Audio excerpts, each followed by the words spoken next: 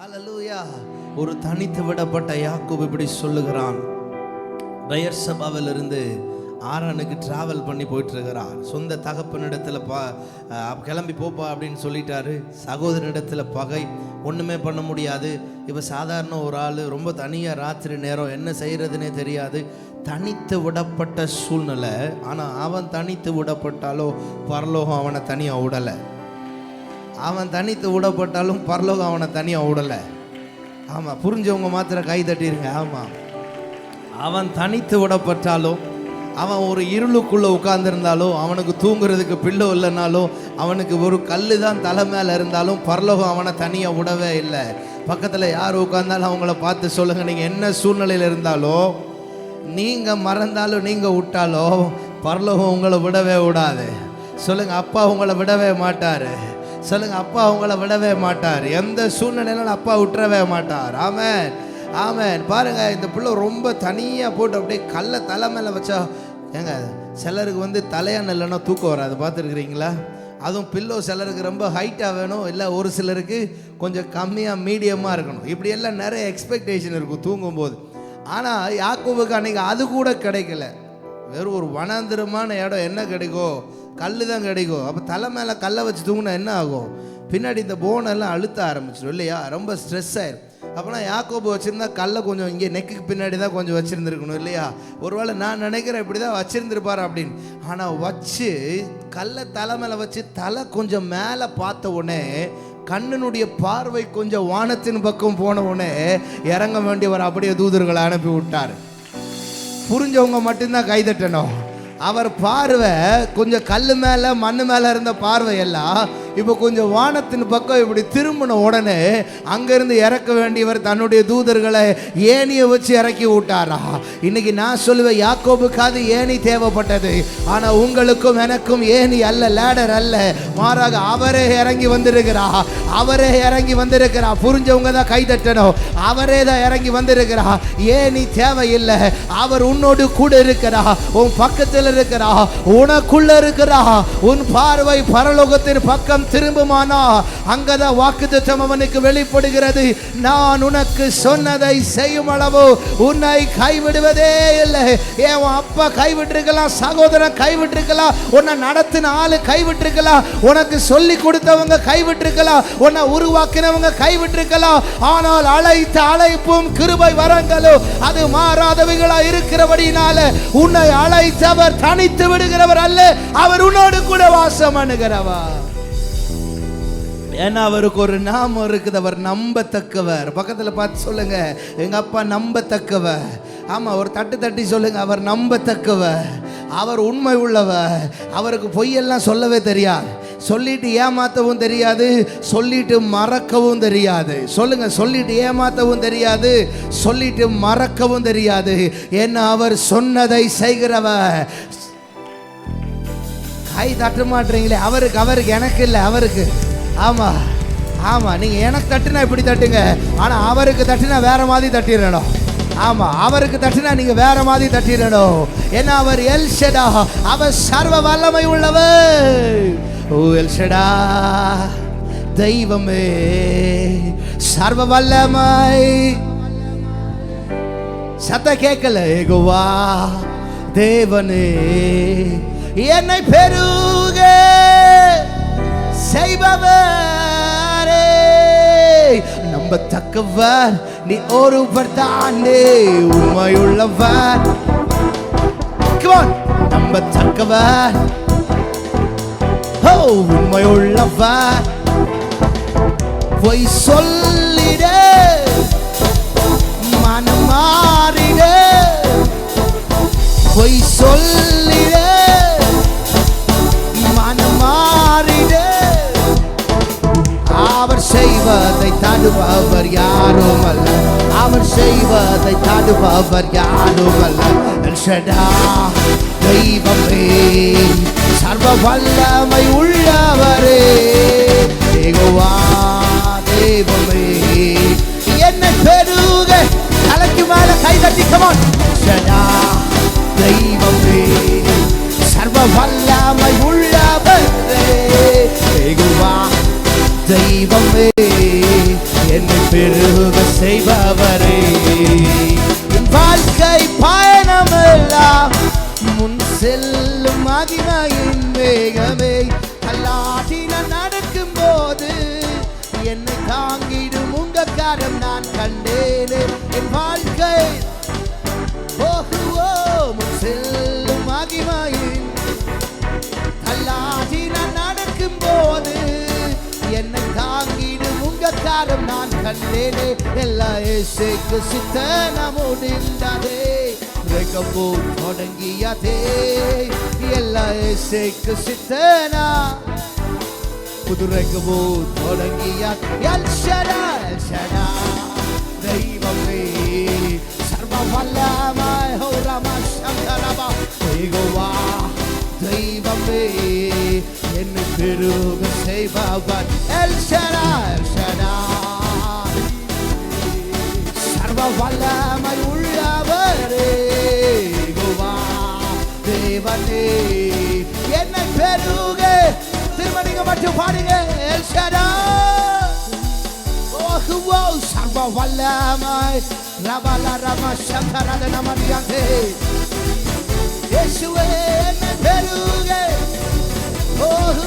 அற்பமான என் ஆரம்பத்தை சம்பூரணமாய் மாற்று நீ. நான் கண்ணீரோடு விதைத்ததெல்லாம் கம்பீரமாய் அறுக்க செய்தி. அற்பமான என் சம்பூரணமாய் மாற்று நீ. நான் கண்ணீரோடு கம்பீரமா எங்கள் குறைவெல்லாம் நிறைவாக்கி வறட்சியை செழிப்பாக்கி வாழலாம் போஷித்து. எங்கள் குறைவெல்லாம் நிறைவாக்கி வாழலாம் போஷித். எல் ஷடா தெய்வமே சர்வ வல்லமாய்.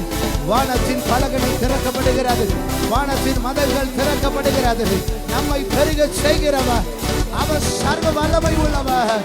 அவர் இறங்கி வருகிறார், அவர் ஆளுகை செய்கிறார். அவருடைய மகிமையின் பிரசன்னமுனை அரவணைக்கிறது. சக்திகளால் துணை மூடுகிறவர், நம்முடைய சிறைகளால் அரவணைக்கிறவர். தகப்பன் பிள்ளையாகி தோளில் தூக்கி சுமக்கிறது போல கர்த்தர் ஒருவரே நம்பத்தக்கவரா, உண்மை உள்ளவரா, உன்னை வழியிடம் திறந்த கிருபைக்கா. நம்ம நல்ல கைகளை தட்டி வாய்களை திறந்து ஹல்லேலூயா. ஓ எல் ஷடாய் சர்வ வல்லமை உள்ளவரே யெகோவா தேவனே என்னை பெருக. என் வாழ்க்கை பயணமெல்லாம் முன் செல்லும் மகிமையின் வேகமே. அல்லாடி நான் நடக்கும் போது என்னை தாங்கிடும் உங்க காரம். எத்தனை பேர் இந்த அனுபவத்தை தாண்டி இருக்கிறீங்க? எத்தனை பேர் இந்த அனுபவத்தை தாண்டி இருக்கிறீங்க? அவங்க மாதிரியா கூட சேர்ந்து சொல்லுங்க பாப்போம். அல்லாடி நான் நடக்கும் போது என்னை தாங்கிடும் உங்க காரம் நான் கண்டேனே. எல்லா இயேசுக்கு சித்தனா ரெகபோ தொடங்கியதே. எல்லா இயேசுக்கு சித்தனா புது ரெகபோ.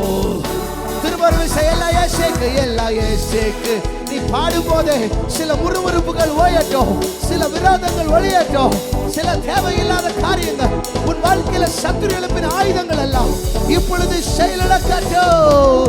எல் ஷடாய் தெய்வமே சர்வ வல்லவர். அவர் பெருக்கத்தின் தேவன். இப்பொழுது இருக்கிறதை பார்க்கிலும் 1000 மடங்கு பெருக செய்கிறவர். சபையே உன்னை வர்த்திக்க பண்ணுகிறவர் இறங்கி வந்திருக்கிறார்.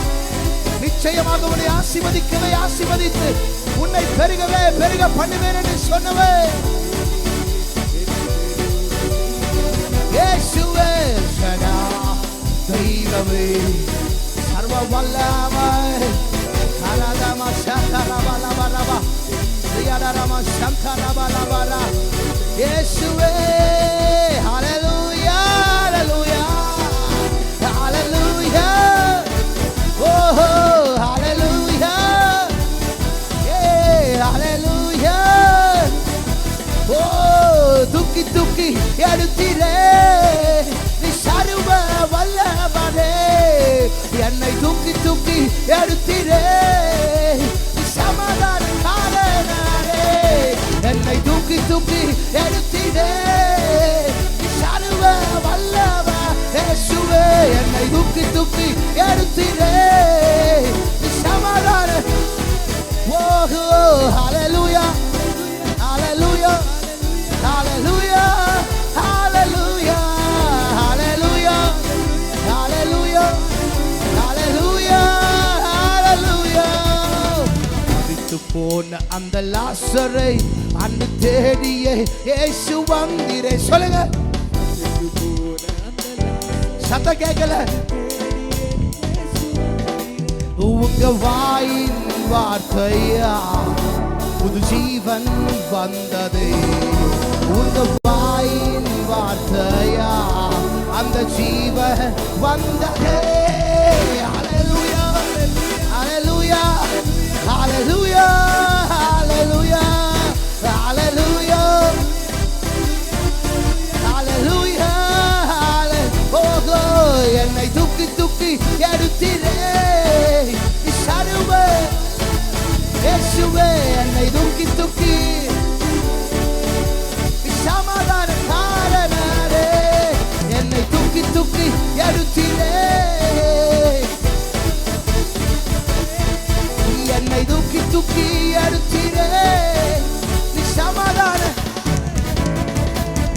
சிலுவையின் அந்த போரிலே இயேசு நீரே மரித்து போரிலே சிலுவையின் அந்த போரிலே இயேசு நீரே மரித்து போனீரே ஆனால் உயிரோடு எழுந்தீரே அந்த எதிரியை ஜெயித்தீரே ஆனால் உயிரோடு எழுந்தீரே அந்த எதிரியை தலைக்கு மேல கைதட்டி சொல்லு என்னை தூக்கி தூக்கி எடுத்தீரே சர்வ இயேசுவே என்னை தூக்கி தூக்கி ஓ ரமலமா ஷகரதரமா ஷகரே இயேசுவே என்னை தூக்கி தூக்கி எளியவனை குப்பையிலிருந்து சிறியவனை புழுதிலிருந்து உயர்த்தி எடுத்து ராஜாக்களோடும் பிரபுக்களோடும் அமர பண்ணுகிறவன்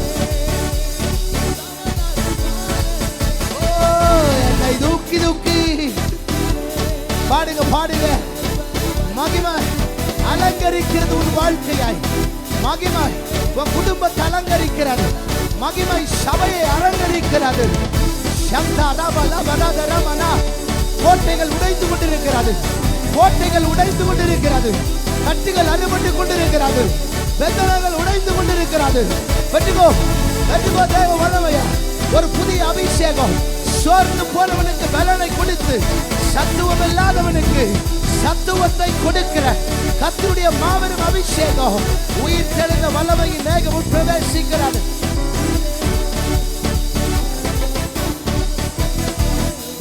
நம்பத்தக்கவர் இப்ப சொல்லுங்க உண்மையுள்ளவர்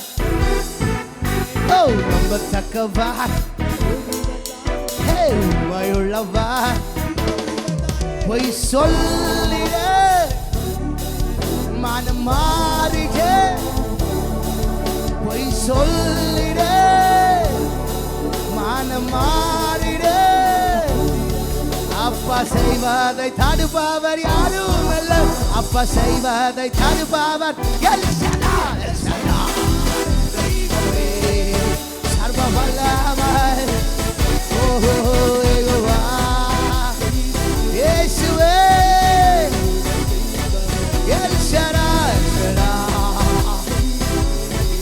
சர்வ வல்லவர்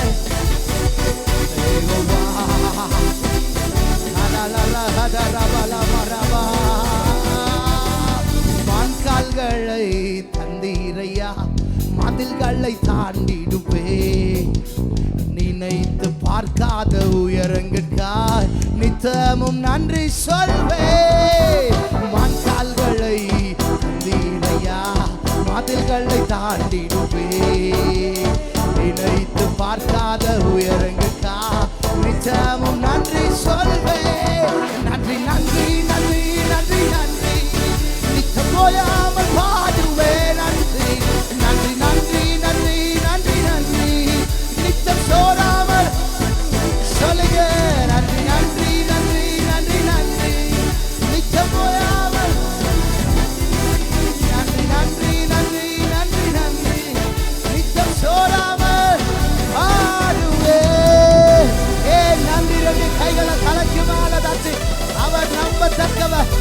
அவர் உண்மை உள்ளவர்.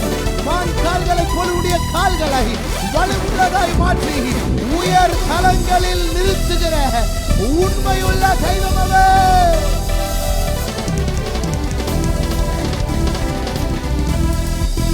சோர்ந்து போகிறவனுக்கு பலனை கொடுத்து, சத்துவம் இல்லாதவனுக்கு சத்துவத்தை கொடுத்து, உன் கால்களை வலுவுள்ளதா மாற்றி உன்னை மேலான இடங்களில் நிலை நிறுத்துவதற்கு அவர் யாரா இருக்கிறார்னா நம்பத்தக்கவரா இருக்கிறார். ஒரு ஆமென் சொல்லுங்களே, ஒரு ஆமென் சொல்லுங்களே. ஏன்னா நான் சொல்லல, வசனம் சொல்லுகிறது, நான் நம்புகிறது அவரால வரும். ஐயோ, நானா இருந்தா 2 கையை நல்லா தட்டி ஆமென்னு சொல்லிருப்பேன். நான் நம்புகிறது அவரால வரும். இன்னொரு வார்த்தை சொல்லுது, உம்மை உறுதியாய் பற்றி கொண்ட மனதையுடையவர், உம்மையே நம்பி இருக்கிறபடியா. இந்த உலக மனுஷனை அல்ல, கூப்பிட்டவனை அல்ல, போன்ல பேசுற ஆளை கிடையாது, வாட்ஸ்அப் சாட்ல வர்ற ஆளை கிடையாது, எங்கேயோ இருக்கிற ஒரு ஆளை கிடையாது. ஆனால் உம்மையே நம்பி இருக்கிறபடியா நீர் அவனை பூரண சமாதானத்தோடு பாதுகாத்துக் கொள்ளுவே. வாக்குத்தத்தங்கள் அது பொய்யுரையாதவைகளா இருக்கிறது. எத்தனை பேர் ஆமென் சொல்றீங்க? எத்தனை பேர் ஆமென் சொல்றீங்க? எத்தனை பேர் ஆமென் சொல்றீங்க? நான் இந்த வெள்ளிக்கிழமை காலையினுடைய ஆவில ஒரு காரியத்தை உணர்றேன். பலிபீடத்தில் ஒரு பயங்கரமான அக்கினி எரிந்து கொண்டிருக்கிறார். இன்னைக்கு நீங்க ஜெபிச்ச எல்லா ஜெபங்களுக்கும் ஆண்டவர் பதிலை கொடுத்து அனுப்ப போகிறார். கை தட்டின 10 பேருக்கு சீக்கிரமா கொடுத்துருங்கப்பா. சும்மா உட்காந்துருக்கவங்கள இன்னும் கொஞ்சம் வெயிட் பண்ண வச்சிருங்க. ஆமா, நல்ல கையை தட்டி ஆமென் சொல்றவங்கள, நல்ல ஆவில நிரம்புறவங்கள, வாய திறந்து come on, speak it out, speak it out. உன் ஜெபங்களுக்கு பதில் வருகிறது. இன்னைக்கு எனக்கு ஆண்டவர் சொன்ன ஒரே ஒரு காரியம், உன் ஜெபத்துக்கு பதில் வருகிறது. உன் ஜெபத்துக்கு பதில் வருகிறது. எந்த காரியத்திற்கு நீ ஜெபித்துக் கொண்டிருந்தாயோ இந்த ஸ்தலத்தில் செய்யப்படுகிற ஜெபங்களுக்கு அவருடைய செவிகள் திறந்தவைகளா இருக்கிறபடினால, நீதிமான் செய்யும் முக்கியமான வேண்டுதல் அது பலனுள்ளதா இருக்கிறபடினால இப்பொழுது உனக்கு பதிலா.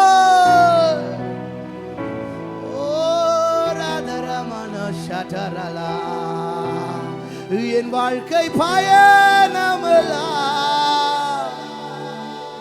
உன் செல்லும் மகிமையின் வேகம்.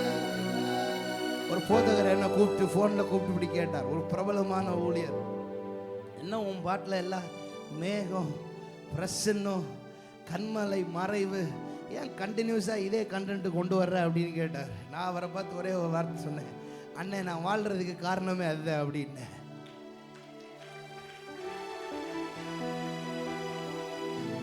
அண்ணன் நான் வாழ்றதுக்கு காரணமே அதுதான் அப்படின்னு.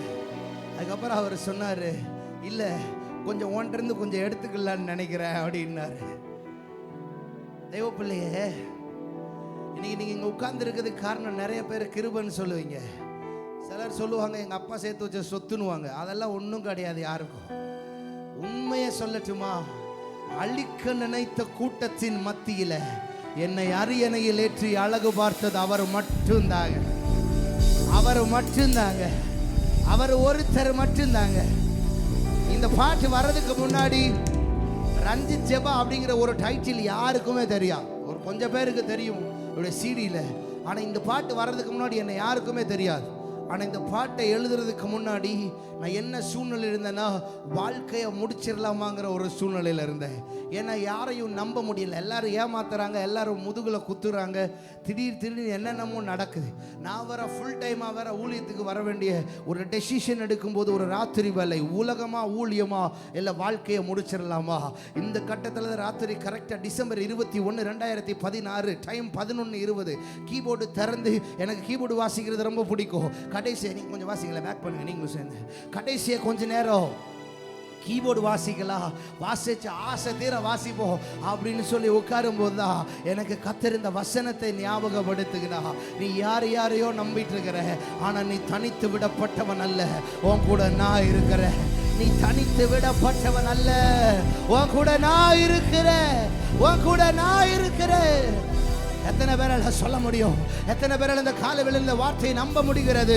என்னோடு பிரயாணம் செய்தவர்கள் என்ன பாதி வழியில விட்டுருக்கலாம். எனக்கு தோல் கொடுத்தவன் என்ன பாதி வழியில விட்டுட்டு போயிருக்கலாம். இனி நீ பார்த்துக்கோன்னு சொல்லி இருக்கலாம்.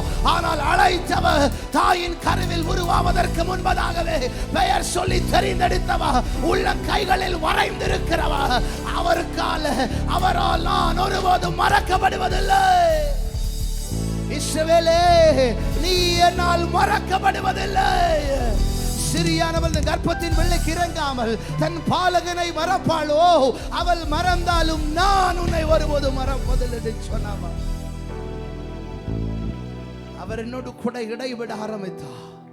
11:20 காலையில 3:15 மணி வரைக்கும் நான் வாசித்து கொண்டே இருந்தேன். அந்த 3:15 ஏர்லி மார்னிங் தாண்டும் போது என் உள்ள முதல்ல சொன்ன ஒரு வார்த்தை இதுதான். அப்படி கீபோர்ட்ல கை வச்சு அப்படி தலையை உயர்த்தி சொன்னேன், என் வாழ்க்கை பயணமலா முன் செல்லுமாகி மாயின் வேகமே. நிறைய நேரம் மனுஷனை பார்த்தேன், மனுஷனுடைய கரங்களை பார்த்திருக்கிற, எனக்கு இருக்கிற ரிசோர்சஸை பார்த்தேன். ஆனா அந்த ராத்திரி எனக்கு தெளிவாய் தெரிந்தது, நான் பார்க்க வேண்டியது எனக்கு முன்பதாக எழும்பி இருக்கிற மேகமாகிய அவருடைய சமூகத்தை மாத்திரம். அப்பதான் அடித்த வரி சொன்னேன், தள்ளாடி நான் நடக்கும் போது என்னை தாங்கிடும் உங்க கார நான் கண்டேனே. எல்லா இயேசுக்கு சித்தனா முடிந்தாதே. புதுரகமோ தொடங்கிய 2 கையை உயர்த்தி சொல்லிருங்க, எல்லா இயேசுக்கு சித்தனா. புதுரகமோ 4 வாசி. ஓ எல்ஷடா தெய்வம். நீங்க மட்டும்தான் பாடணும் சத்தமா. சர்வ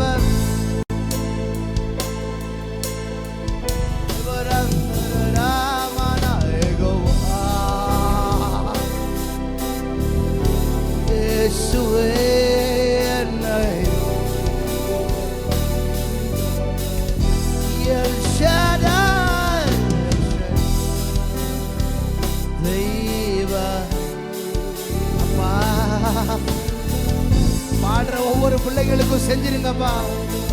ஆராதிக்கிற ஒவ்வொரு பிள்ளைங்களுக்கும் செய்யுங்கப்பா. இயேசுவுக்கு சித்தனா முடியட்டும். முந்தின காரியங்கள் முடியட்டும், கடந்தது முடியட்டும், பூர்வமானவைகள் ஒளியட்டும். உங்களுடைய பிள்ளைகளுக்கு ஒரு ரேகபோத்தை காண்பீங்க, ஒரு புதிய வாசலை காண்பீங்க, ஒரு புதிய துவக்கத்தை காண்பீங்க, ஒரு புதிய நம்பிக்கையை கொடுங்க.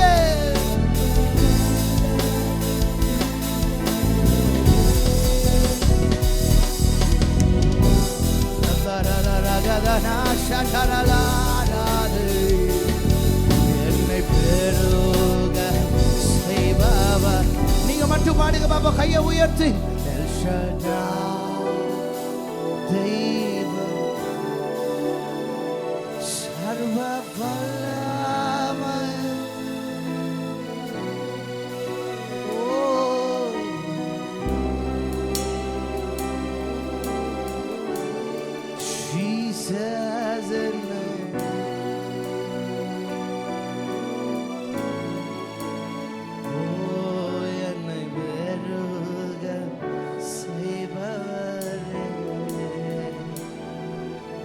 பாட்டில் எழுதினேன், இவ்வளவு பாட்டில் எழுதிட்டு நான் இதே திரும்ப திரும்ப பாடிக்கிட்டு இருந்தேன். ஏர்லி மார்னிங் டைம் நல்லா போய்கிட்டு இருக்கு, டைம் போய்கிட்டே இருக்கு. காலையில் இவ்வளவு தான் எழுதி அப்படியே பாடிக்கிட்டே இருந்தேன். கடைசியில் ஒரு விசேஷித்த மகிமை அந்த அறையை அப்படியே மூடுறதை நான் பார்த்தேன். பாடினோடனே என்ன அறியாமல் நான் சொல்ல ஆரம்பித்தேன், நம்புகிறேன் ஆண்டவரே, நம்புகிறேன் ஆண்டவரே, நம்புகிறேன் ஆண்டவரேன்னு சொல்லும்போது தான் என் உள்ளம் அப்படியே சத்தமாக சொல்லிச்சு, நம்பத்தக்கவ நீர் ஒருவர் தான் உண்மையுள்ளவர், நீர் ஒருவர் தானே. அன்னைக்கு எனக்கு ஆண்டவர் வாக்கு பண்ணினா, தேசங்கள் ஒரு நாள் உன்னுடைய வருகைக்காய் காத்திருக்கும் அப்படின்னு சொல்லி எனக்கு முன்பதான் லிட்டரல் ஆண்டவர் என் கூட பேசினார். தேசங்கள் உன்னுடைய வருகைக்காய் காத்திருக்கும். all the nations will be waiting for your arrival அப்படின்னு சொல்லி ஆண்டவர் என் கூட ரொம்ப தெளிவாக பேசினார். பட் நான் நம்பலை. நான் யோசித்தேன், ஆண்டவரே நான் இந்த ஊரில் உட்காந்துட்டு என் பாக்கெட்லேயும் ஒன்றும் இல்லை, என் கையிலையும் ஒன்றும் இல்லை, இவ்வளோ கடன் வேற அப்பா அம்மாவுக்கு, நான் எப்படி ஆண்டவரை இவ்வளோ நாடுகளுக்கு போவேன்னு நீங்கள் சொல்கிறீங்க? எதை நம்புறது? அவர் என்ன பார்த்து சொன்னார், நீ சூழ்நிலையை பார்க்குற, ஆனால் நான் ஒன்றை பார்க்குறேன் அப்படின்னு சொன்னான். நீ உன்னை சுற்றி இருக்கிற சூழ்நிலையை பார்க்குற, ஆனால் நான் ஒன்றை பார்க்குறேன்னா இந்த வார்த்தை வந்த உடனே தான் சொன்னேன், பொய் சொல்லிட நிர்மானித மனமாறிட மனுபுத்திர நீ செய்வதை அடுபவர் ஆறும. 2016 சொன்னேன். அதுக்கப்புறம் வாழ்க்கை அப்படியே போய்கொண்டே இருந்தது. வாக்குத்தத்தங்களும் அப்படியே தான் இருந்தது. ஆனால் இந்த லாக்டவுன்ல ஒரு அலை ஆண்டவர் அடிச்சு விட்டார். கோவிட் வந்தது நிறைய பேருக்கு பாதகத்தின் அலை. ஆனால் கோவிட் வந்ததுக்கு அப்புறம் என்னுடைய வாழ்க்கையில் ஆசீர்வாதத்தின் அலை அடித்தது. ஆமாம், பொறாமப்படாமல் கை தட்டிடணும், வெக்கப்படாமல் கை தட்டிடணும். ஆமாம், எதை செஞ்சாலும் ஆண்டருக்காக பெஸ்ட்டாக செய்யணும். கையை தட்டுனா இந்த கன்னியாகுமரியில் ஷெகினா சபை கை தட்டுறது வித்தியாசமாக இருக்கணும், உண்மையாக இருக்கணும். ஏதோ கையை தேய்க்கலாம் கூடாது, அதெல்லாம் வீட்டில் போய் தேய்ச்சிக்கோங்க. ஆமாம், சப்பாத்தி மாவெல்லாம் தடவக்கூடாது சபைக்குள்ள. சபையில் தட்டுனா ஆவி ஆத்துமா சரீரத்தில் ஜீவன் இருக்கிற மாதிரி தட்டணும். ஆமென், ஹல்லேலூயா. அப்பதான் நான் சொன்னேன், ஆண்டவரே நீங்க செய்வதை தடுப்பவர் யாருமே இல்ல. பக்கத்துல பார்த்து சொல்லுங்க, அவர் செய்ய நினைச்சத யாரும் தடுக்க முடியாது, யாரும் தடுக்கவே முடியாது. உன்னில் ஆரம்பித்தவைகளை அவர்தான் முடித்து வைக்க வேண்டும். மனிதன் முடித்து வைப்பதற்கு என் ஆண்டவர் ஒரு நாளும் அனுமதி கொடுக்கிறதே கிடையாதுங்க. ஐயோ, ஆமேன்னு சொல்ல மாட்டீங்களே, எனக்கு பயமா இருக்கு உங்களை பார்த்தா. ஒரு ஆமேன்னு சொல்லுங்க சும்மா. காலையில் ஃபாஸ்டிங்கோட வந்துட்டீங்களோ, எல்லாரும் சாப்பிடாம வந்துட்டீங்களோ? நானும் வெறும் ஃப்ரூட்ஸ் மட்டும்தான் எடுத்துருக்கிறேன். ஆமாம், உண்மையை சொல்கிறேன், சரியா? ஆனாலும் இவ்வளோ எனர்ஜி இருக்குன்னா பரிசுத்த ஆவியானவர் கொடுக்குற பலன் தான். அறைக்குள்ள காலையில் நல்ல ஜெபம் பண்ணிட்டு வந்திருக்கிறேன். அப்போ ஆண்டவர் எனக்கு வாக்கு பண்ணி தான் அனுப்புனார், ஜெபங்களுக்கு பதில் நான் கொடுக்க போகிறேன்னு போய் சொல்லு அப்படின்ட்டு. இந்த சபையில் யாரெல்லாம் உண்மையாக வந்து ஜெபம் பண்ணீங்களோ, யாரெல்லாம் உங்கள் பாஸ்டர்ட்ட சில காரியங்களை சொல்லி ஜெபம் பண்ணீங்களோ, நீ ஜெபித்த அத்தனை ஜெபங்களுக்கும் அவர் பதில கொடுக்க போகிறார். ஏனென்றால் அவர் எல் ஷடாய் ஜீமாயினா, அவர் எல் ஷடாய் சர்வ வல்லமை உள்ளவர். நிறைய நேரம் மனுஷங்க பாருங்களேன், தேவ திட்டங்களை நிறைய நேரம் அழிக்க நினைப்பாங்க. அதுல ஒண்ணு வெள்ளம் போல வருகிற துன்பங்கள். அப்ப என்ன ஆகும்? நேசிச்சவங்க எல்லாம் சத்ருவா மாறுவாங்க. இந்த அனுபவம் எத்தனை பேருக்கு இருக்கு? இந்த அனுபவம் எத்தனை பேருக்கு இருக்கு? கையை உயர்த்தி காட்டுங்களேன். ஆல்மோஸ்ட் எல்லாருக்குமே இருக்கும். நேசிச்சவங்க எல்லாம் தூக்கி யோசேப்பு கொள்ளில போட்டது வேற யாரும் கிடையாது, சொந்த குடும்பம் தான் போட்டுச்சு. யாரு போட்டது? சொந்த குடும்பம் தான், சகோதரன் தான் சேர்ந்து போட்டான், வேற யாரும் போடல. நம்முடைய எதிரிகள் ரொம்ப வெளியெல்லாம் இல்லை. அதாவது நம்ம ஒரு நார்மல் லெவலில் இருக்கும்போது எல்லாருமே நம்ம கூட நல்லா தான் இருப்பாங்க. நார்மலான ஒரு இதில் இருக்கும்போது எல்லாருமே நம்ம கூட நல்லா தான் இருப்பாங்க. ஆனால் கொஞ்சம் ஒரு ஸ்டெப் மேலே வந்து பாருங்களேன், உங்கள் கூட இருந்தவங்க தான் பயங்கர எதிரியாக மாறுவாங்க. வெளியில் இருக்கிற ஆள்லாம் பிரச்சனையே கிடையாது. உங்கள் கூட இருக்கவங்க தான் நீ சொல்லாததை சொன்னேன்னு சொல்லுவாங்க, செய்யாததை செஞ்சேன்னு சொல்லுவாங்க, உன்னை பற்றி என்னென்னமோ ஃபோனில் பேசுவாங்க. இதெல்லாம் நடக்கும். நேசிச்சவங்கெல்லாம் சத்ருவா மாறுவாங்க. ஆனால் சபை என்ன பண்ணிடக்கூடாது? உடஞ்சிடவே கூடாது. ஏன்னா அதெல்லாம் ஒரு பெரிய அடையாளம். கர்த்தர் ஒன்று அடுத்த லெவலுக்கு தூக்குறாரு அப்படிங்கிறார். அதெல்லாம் ஒரு பெரிய அடையாளம். கர்த்தர் ஒன்று அடுத்த லெவலுக்கு தூக்குறாரு அப்படின்னு. அதனால மனுஷனுடைய அங்கீகாரத்துக்காக மனுஷன் நம்மளை தூக்கி வைக்கணும்னு யாருமே நினைச்சிடாதீங்க. ஏன்னா உன்னை தூக்கி வைக்கிற ஒரே ஒருத்தர் உன் கூட தான் இருக்கிறான். உன்னை தோல்ல தூக்கி வைக்கிறது மட்டும் இல்ல, உன்னை சிங்காசனத்துக்கு கொண்டு வருகிற ஒரே ஒருவர் உன் கூட தான் இருக்கிறான். உன்னை பெருக பண்ணுகிறவர், உன்னை உயர்த்துகிறவர் உங்க கூட தான் இருக்கிறார். கை தட்டின சத்தமா வேற மாதிரி தட்டிடணும். உன் நிலைமையை அறிஞ்சவர் மாத்திரவர் உன் கூட தான் இருக்கிறார். அதனால வெள்ளம் போல துன்பம் வந்தாலும், நேசிச்சவங்கெல்லாம் சத்ருவா மாறினாலோ அப்பா மட்டும் மாறவே மாட்டாருங்க. இயேசு எங்க கூட தான் இருக்கிறா. வெள்ளம் போலவே துன்பங்கள் எல்லாம் எந்த மீது பாய்ந்தாலுமே, நேசித்தவரும் சத்ருக்கள் போல மாறி என்னை எதிர்த்தாலும், இல்லை இல்லை நான் உடைவதே இல்லை, இல்லை இல்லை நான் நொறுங்குவதில்லை. இயேசு என்னோடு, இயேசு என்னோடு. ஒரே ஒரு காரியத்தை சொல்லி எப்படி பிரசங்கத்துக்குள்ளே போகிறேன். அப்படியே கொஞ்ச நேரம் இன்னும் பாடிட்டு ஆராதிச்சுட்டு நல்ல தேவ பிரசன்னத்தை உணர்ந்துட்டு கத்துடைய வார்த்தைக்குள்ளே போகிறேன். கவனிங்களேன், நான் எப்பவுமே ஒரு காரியம் சொல்லுவேன். உன்னை நேசிக்கிறதுக்கு உன்னுடைய சொந்த பந்தங்கள் இல்லாமல், உன்னுடைய சொந்த பந்தங்கள் ஒருவேளை உனக்கு எதிராக மாறினா, உன்னை உண்மையாக நேசிக்கிற சொந்தங்களை கர்த்தர் பல இடங்கள்ல இருந்து ஏற்படுத்தி கொடுப்பார். என்னை என் வாழ்க்கையில் நான் அனுபவித்து கொண்டிருக்கிறேன். லிட்டரலாக பலிபீடத்தில் அவருடைய ஊழியக்காரனா பேசுகிறேன். உண்மையை சொல்கிறேன், அனுபவத்தில் சொல்கிறேன். உன் சொந்த பந்தம் உன்னை நேசிக்காம உனக்கு எதிராக மாறும்போது, உன்னை நேசிக்கிறதுக்கு ஆண்டவர் தேசங்களில் ஆட்களை வச்சிருக்கிறார். தலைக்கு மேலதான் கை தட்டணும், கீழே தட்டக்கூடாது. தலைக்கு மேலதான் கட்டணும், கீழே தட்டக்கூடாது. உன்னை நேசிக்கிறதுக்கு ஆண்டவர் பலரை கத்தர் வச்சிருக்கிறார். அதுதான் சபை என்கிற உண்மையாகிய சரீரம். ஓ வெள்ளம் போலவே துன்பங்கள் எல்லாம் எந்தன் மீது பாய்ந்தாலுமே, நேசித்தவரும் சத்துருக்கள் போல மாறி என்னை. நீங்க பாடுங்க, வெள்ளம் போலவே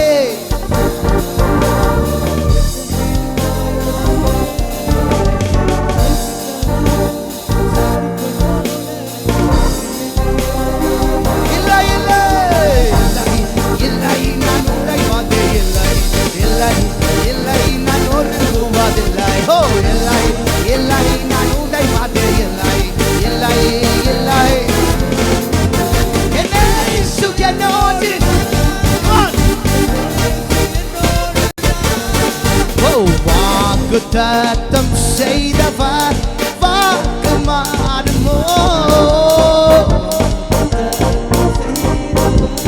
வாக்கு மாறுமோ. இல்லை இல்லை ஒரு போதும் இல்லை, இல்லை இல்லை ஒரு நாளும் இல்லை, இல்லை இல்லை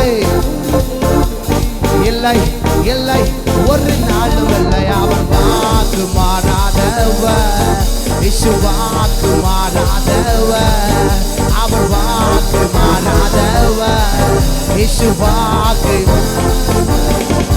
ஓ காரிருள்களா பாதைகள் எல்லாம் அந்த காரம் சூழ்ந்தாலுமே, தரிசனங்கள் நிறைவேறிட தாமதங்கள் காரிருள்களால், காரிருள்களா அந்த காரம் சூழ்ந்தாலுமே, நிறைவேறிட தாமதங்கள் இல்லை இல்லை இல்லை இல்லை. நான் அஞ்சுவதே இல்லை, இல்லை இல்லை நான் கலங்குவதில்லை, இல்லை இல்லை நான் அஞ்சுவதே இல்லை, இல்லை இல்லை நான் கலங்குவதில்லை. இயேசு ஜீவிக்கிறார், இயேசு ஜீவிக்கிறார். தோலோ சதரபலனமா. ஹalleluya. ஓ வாக்குத்தத்தம், வாக்குத்தத்தம் இல்லை இல்லை ஒரு போதும் இல்லை, இல்லை இல்லை வாக்கு மாறாதவர் அப்பா வாக்கு. ஓ அவர் வாக்கு மாறாதவர், வாக்கு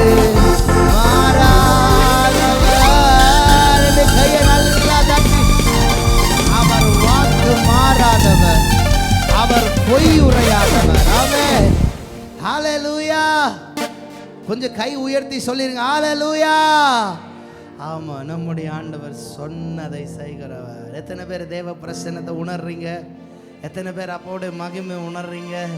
உண்மையா இந்த 2 நாட்கள் 3 நாட்கள் உங்களோடு கூட வந்து ஊழியம் செய்ததில் அதிகமான சந்தோஷம் அடைகிறேன். இன்றைக்கும் போது நான் அதிகமான தேவ பிரசன்னத்தை உணர்கிறேன். அதனால் நானும் ஆராதிச்சுட்டே இருக்கேன். என்னால் ஆராதிக்கிறது இங்கே நிப்பாட்டவே முடியல. அந்த அளவு கத்தர் மகிமையை, உண்மையான செகின மகிமை உங்களுடைய சபைக்குள்ளே கத்தர் வச்சிருக்கிறான். அவன் உண்மையை சொல்லணும். எத்தனை பேர் ஆண்டுடைய மகிமையை உணர முடிஞ்சது? அவங்க மட்டும் ஆமென் சொல்லுங்க. கத்தர் என் கூட இடைப்பட்டு கொண்டே இருக்கிறாருன்னு சொல்றவங்க ஆமென். ஹல்லேலூயா, ஹல்லேலூயா. சொன்னால் இந்த நாளில் வந்தது, ஆராதித்தது, கர்த்தருடைய வார்த்தை பேசினது எல்லாவற்றிற்காக நான் கர்த்தரை துதிக்கிறேன். அழைத்த அருமையான பென்னி சேவியர் அவர்களுக்காக, அவருடைய குடும்பத்தாருக்காக வாழ்த்துக்கள், நன்றிகள். உண்மையாக ஒரு தேவ மனுஷன், தேவ பிரசன்னத்தை சுமக்கிற ஒரு ஆள். அவரை எனக்கு ரொம்ப பிடிச்சிருக்கு. ஆமாம், கர்த்தருடைய உடன்படிக்கை வெட்டிய உண்மையாக சுமக்கிற அனுபவத்தை பார்க்க முடிகிறது. அவர்களோடு கூட இணைந்து நிற்கிறது எனக்கு கிடைத்த பெரிய பாக்கியமாக கருதுகிறேன். அவர்களோடு கூட இணைந்து அவருடைய பலிபீடத்தில் ஊழியம் செய்ததுக்காக, என்னை அழைத்ததற்காக அவருக்கும் அவருடைய டீமில் இருக்கிற எல்லா மியூசிஷியன்ஸ், வாலண்டியர்ஸ், என்னை பிக் பண்ண வந்தவங்க, சாப்பாடு நல்ல சாப்பாடு எனக்கு கொடுத்தாங்க, என்னை நல்லா கவனிச்சுக்கிட்டாங்க. ஸோ எல்லாருக்காக வாழ்த்துக்கள். உங்கள் யாவரையும் வாழ்த்துகிறேன். கர்த்தருடைய கிருபையும் பிரசன்னமும் உங்கள் ஒவ்வொருவரோடும் கூட எப்பொழுதும் என்னாலும் இருந்து கொண்டே இருக்கட்டும். மாமே, எத்தனை பேர் நான் திரும்ப வரணும்னு நினைக்கிறீங்க? அவங்க மட்டும் ஒரு ஆமென் சத்தமாக சொல்லுங்களே. இவ்வளோதானா? இவ்வளோதானா? எத்தனை பேர் நான் திரும்ப வரணும்னு நினைக்கிறீங்க? வா, thank you for that. God bless you all. திருப்பிக் கொள்ளலாம் உங்களுடைய கரங்களில். இந்த என்னுடைய கடை செஷனில் ஒரு வார்த்தையை உங்களோடு கூட நான் பகிர்ந்து கொள்ள விரும்புகிறேன். ஆண்டவர் சொன்ன ஒரே ஒரு காரியம், திருப்பிக் கொள்ளலாம். ஆதியாகமத்தின் புத்தகம் 26வது அதிகாரம், அதனுடைய 12வது வசனத்தை 13வது வசனத்தை யாராவது ஒருவர் எனக்கு நிறுத்தி நிதானமாய் வாசிக்கலாம். ஆதியாகமம் 26வது அதிகாரம் 12வது வசனமும் 13வது வசனமும்.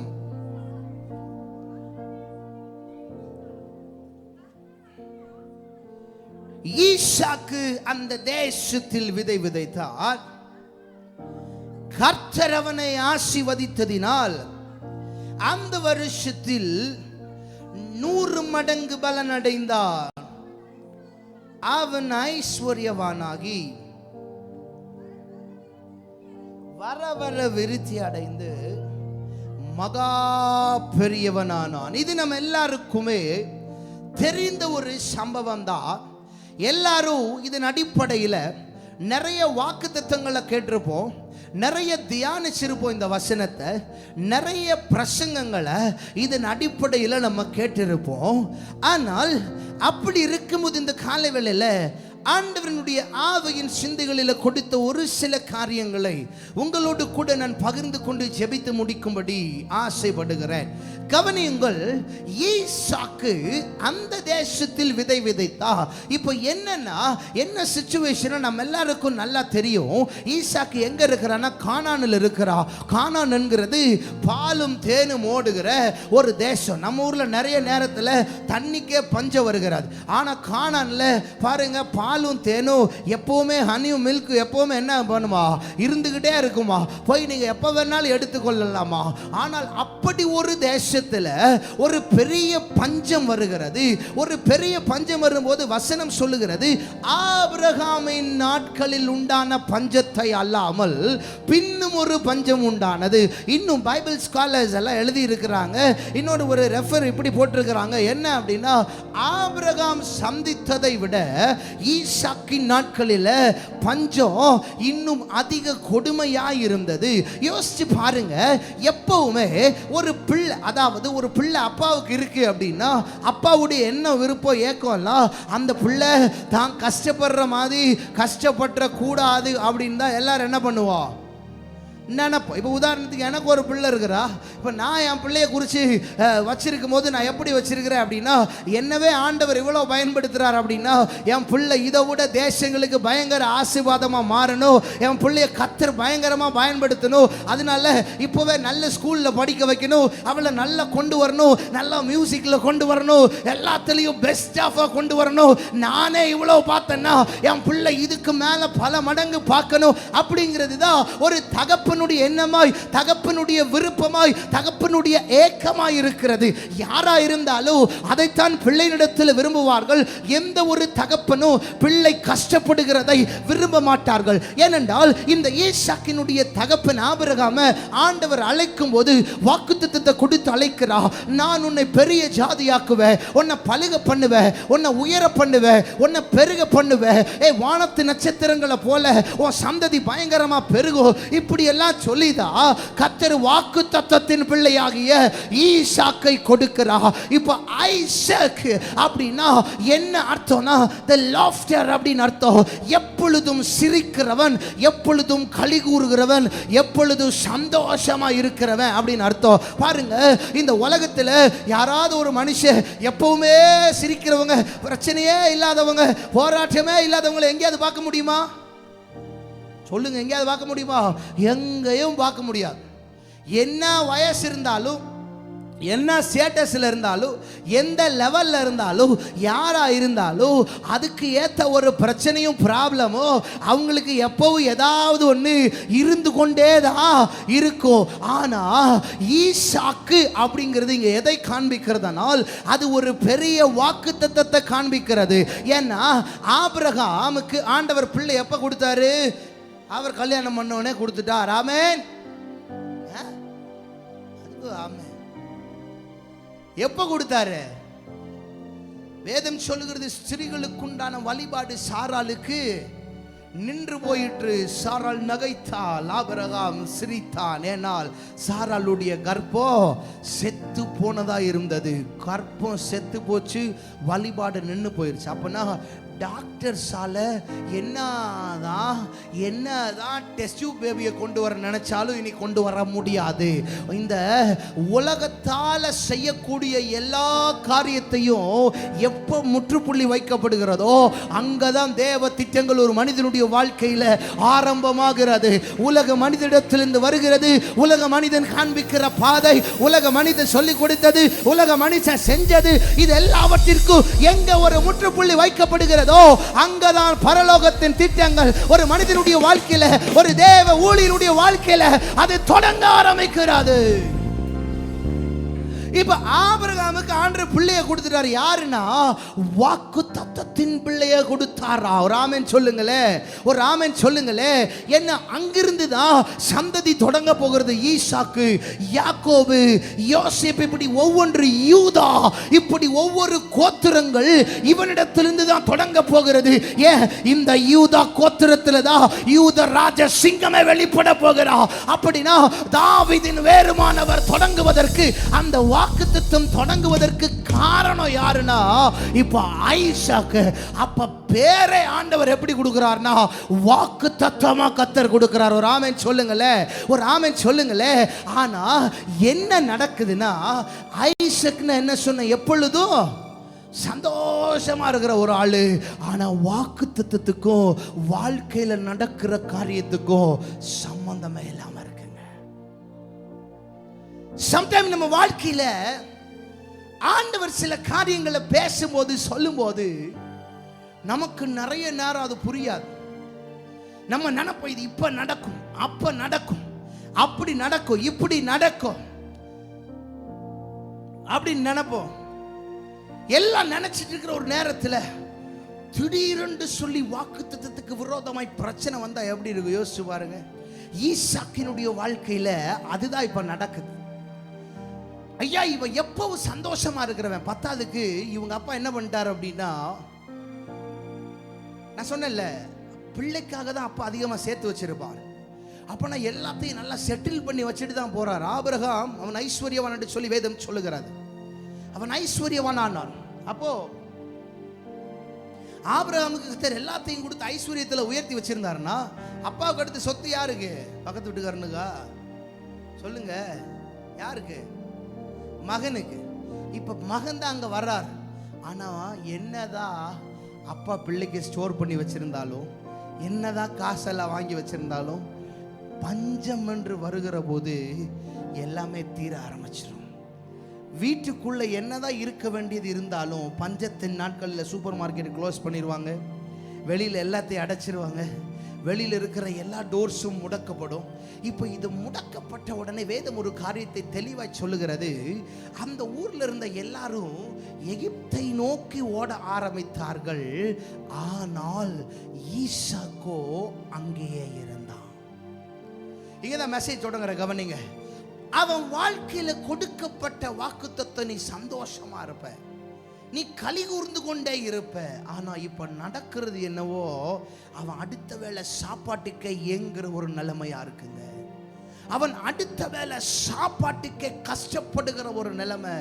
அடுத்த வேளை வீட்டுக்குள்ள இருக்கிற ஒவ்வொரு நிமிஷமும் அவன் சிந்தையெல்லாம் யோசிக்கிறது, அடுத்தது என்ன நடக்க போகிறது எனக்கு தெரியவில்லை. ஒருவேளை நான் அழிந்து விடுவேனோ, கொடுக்கப்பட்ட வாக்குத்தத்தம் முடிந்து விடுமோ, இப்படி எல்லாம் பல யோசனைகள் வந்திருக்கும். ஐயா, ஒரு முறை ஒரு காலேஜ் ப்ரொஃபசர் என்னோடு கூட பேசி கொண்டிருந்தார். ஒரு காலேஜில் ஒர்க் பண்ற ஒரு ப்ரொஃபசர். அப்போ அவர் ஒரு வாலிப பையனுடைய தற்கொலையை குறித்து என்னோடு கூட பேசி கொண்டிருந்தார். அந்த வாலிபன் ஏதோ ஒரு தோல்வியால அவன் தற்கொலை செய்து விட்டான். இந்த செய்தி என்னோடு கூட அவர் ஃபோனில் பேசிட்டு என்னட்ட கேட்டார், பாஸ்டர் நீங்கள் என்ன சொல்கிறீங்க? நான் ஒரு ப்ரொஃபஸராக இருக்கிறேன், என்னால் இதுக்கு சொல்யூஷன் எப்படி கொண்டு வரது, ஸ்டூடெண்ட்ஸுக்கு எதை நான் கற்றுக் கொடுக்குறேன். அப்போது நான் கேட்டேன், எதுக்காக இந்த முடிவு எடுத்தான்? இல்லை பாஸ்டர், அவன் ரொம்ப தனியாகவே இருந்தான்.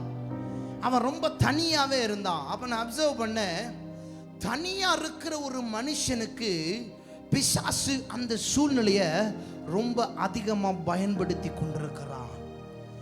ஆண்டவர் விரும்புகிறதும் தனிமையை, பிசாசு விரும்புகிறதும் தனிமை. நல்லா கவனிங்க. உன் தனிமையை நீ யாருக்கு கொடுக்கிற அப்படிங்கிறதுல தான் முக்கியத்துவம் இருக்கிறது. உன் வாழ்க்கையை உருவாக்க போகிற ஆண்டவருக்கா, இல்லை அழிக்க நினைக்கிற சத்துருவின் திட்டங்களுக்கா? அவர் பேசும்போது என்னுடைய சிந்தையில் இதுதான் வந்தது. ஐயா, நான் சொன்னேன் அவரை பார்த்து, நீங்க சொல்றீங்க அவன் தனியா இருந்தது தான் பிரச்சனை அப்படின்னு. ஆனா நான் சொல்லுவேன், அவன் தனியா இருப்பதற்கு முன்பதாய் ஏதாவது ஒரு தேவ மனிதனை சந்தித்து விட்டு தனிமையில் இருந்திருப்பானால் அவனுக்கு இந்த நிலைமை வந்திருக்காது அப்படின்னு நான் சொன்னேன். இப்போ ஈசாக்கு இங்க என்ன பண்றாருன்னா, எல்லாரும் தனிமையை பழக பழக ஓட ஆரம்பிக்கிறாங்க. செத்து போய் விடுவோம் என்கிற பயத்தில் எகிப்தை நோக்கி எல்லாரும் வேற வேற பாதை, தங்கள் கண்களுக்கு பிரம்மாண்டமாய் பயங்கரமாய் தெரிகிற ஒரு பாதை நோக்கி பிரயாணம் பண்ண ஆரம்பிக்கிறார்கள். ஆனால் ஈசாக்கோ நிற்க வேண்டிய அதே இடத்துல நின்றா. ஏனென்றா ஈசாக்குக்கு நல்லா தெரியும், இந்த சூழ்நிலை என்னை அழிப்பதற்கு அல்ல, இந்த சூழ்நிலை எதற்காக என்று சொன்னா, என் வாழ்க்கையில ஆண்டவர் எதை வாக்குத்தத்தமாய் கொடுத்தாரோ அது ஆரம்பமாகிறதற்காகத்தான் இப்படி ஒரு சூழ்நிலை உள்ளே வருகிறது என்கிறது அவன் புரிந்து கொண்டான். வாக்குத்தத்தம் வாழ்க்கையில நடக்கணும்னா கர்த்தர் சில சூழ்நிலையை உள்ள அனுமதிச்சு உன்னை டெஸ்ட் பண்ணி அடையாளமா பார்ப்பா.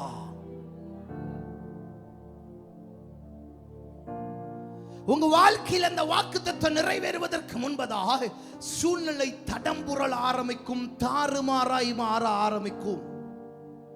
ஐயா, ஆபிரகாம் ஈசாக்குக்கு எல்லாம் சேர்த்து வச்சது உண்மைதான்.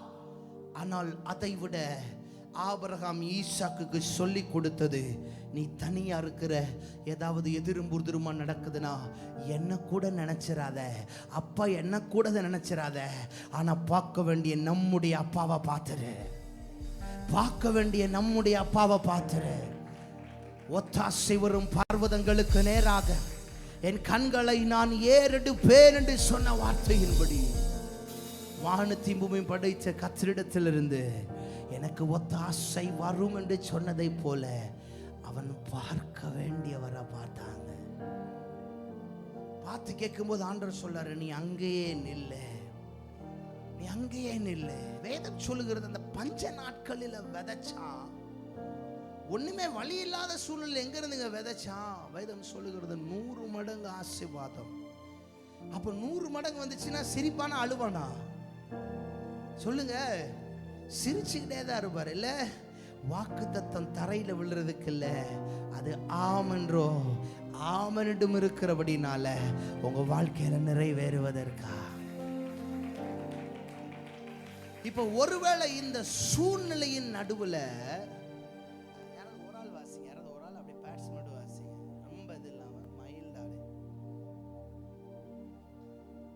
இந்த சூழ்நிலையின் நடுவுல ஈசாக்குக்கு பல யோசனை வந்திருக்கும், பல யோசனை வந்திருக்கும். எப்படி ஆகும் என்கிற யோசனை கூட வந்திருக்கும். ஆனா அவனுக்கு நல்லா தெரியும், என் தேவன் எப்படியும் செய்து முடிப்பார், என் தேவன் எப்படியும் செய்து முடிப்பார். பாட்டு அழகா பாடுனீங்கல்ல,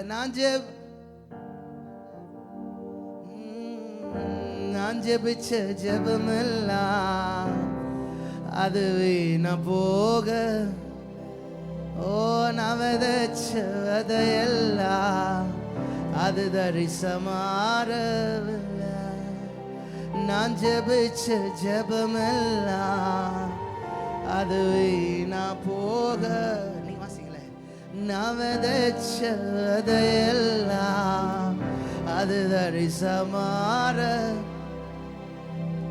ஈசாக்குக்கு அதுதான் ஞாபகம் வந்திருக்கும், ஈசாக்குக்கு அது மட்டும்தான் ஞாபகம் வந்திருக்கும். நான் பண்ணின ஜெபம் ஒரு நாளும் வீணாகாது. நான் ஷெகின கூடாரத்துக்குள்ள ஆலயத்துக்குள்ள போய் உட்கார்ந்து நான் விட்ட கண்ணீர் ஒரு நாளும் வீணாகாது. நான் ஆராதனையில் அழுக ஒரு நாளும் வீணாகாது. ஏன்னா அதெல்லாம் ஏற்ற காலத்திலுடைய வாழ்க்கையில நிறைவேறும். அடுத்து ஒரு பாட்டு ரிலீஸ் பண்ண போறேன், நிறைவே நிறைவே பிரசன்னமே. அதுல நான் இப்படி எழுதியிருக்கிறேன் ஒரு வார்த்தை, அழுதிட்ட நேரமெல்லாம் என்னை அற்பமாய் பார்க்கவில்லை, அழுதிட்ட நேரமெல்லாம் என்னை அற்பமாய் பார்க்கவில்லை. மேஜர் தகுதிகள் பாராமல் உயர்த்தி வைத்தீர், தகுதிகள் பாராமல் உயர்த்தி வைத்தி என் நிரந்தர சொந்தமானே, எனக்கு நிரந்தர சொந்தமானே.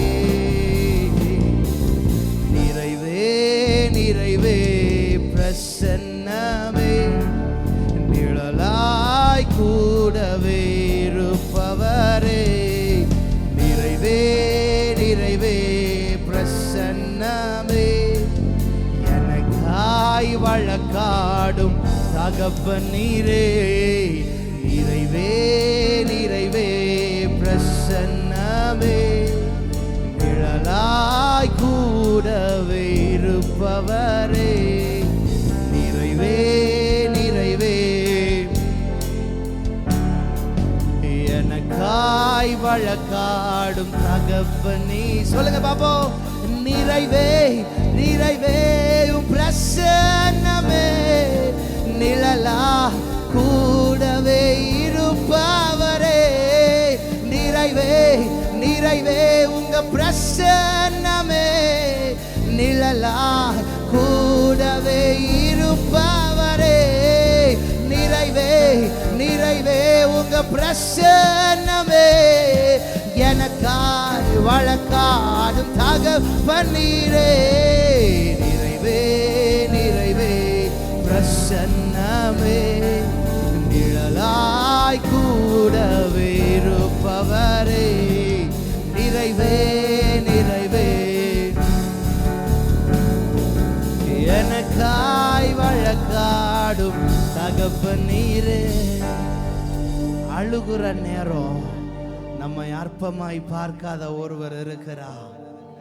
ஐயோ சொல்ல மாட்டீங்களே, நாம் அழுகிற நேரத்தில் நம்மளை அற்பமாய் பார்க்காத ஒருவர் இருக்கிறார். அவர் நம்முடைய தகுதியை பார்க்க மாட்டாருங்க, அவர் நமக்கு நிரந்தர சொந்தமா இருக்கிறார்.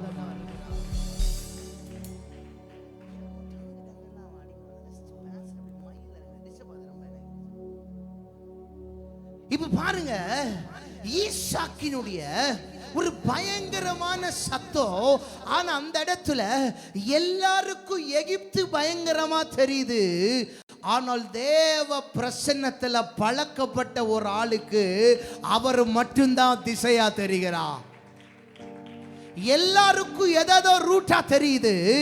ஆனா அவருக்கு ஈசாக்குக்கு அவன் பழக்கப்பட்ட தேவ பிரசன்னம் மாத்திரம்தான் அவன் வாழ்க்கையில வழியாய் தெரிந்தது.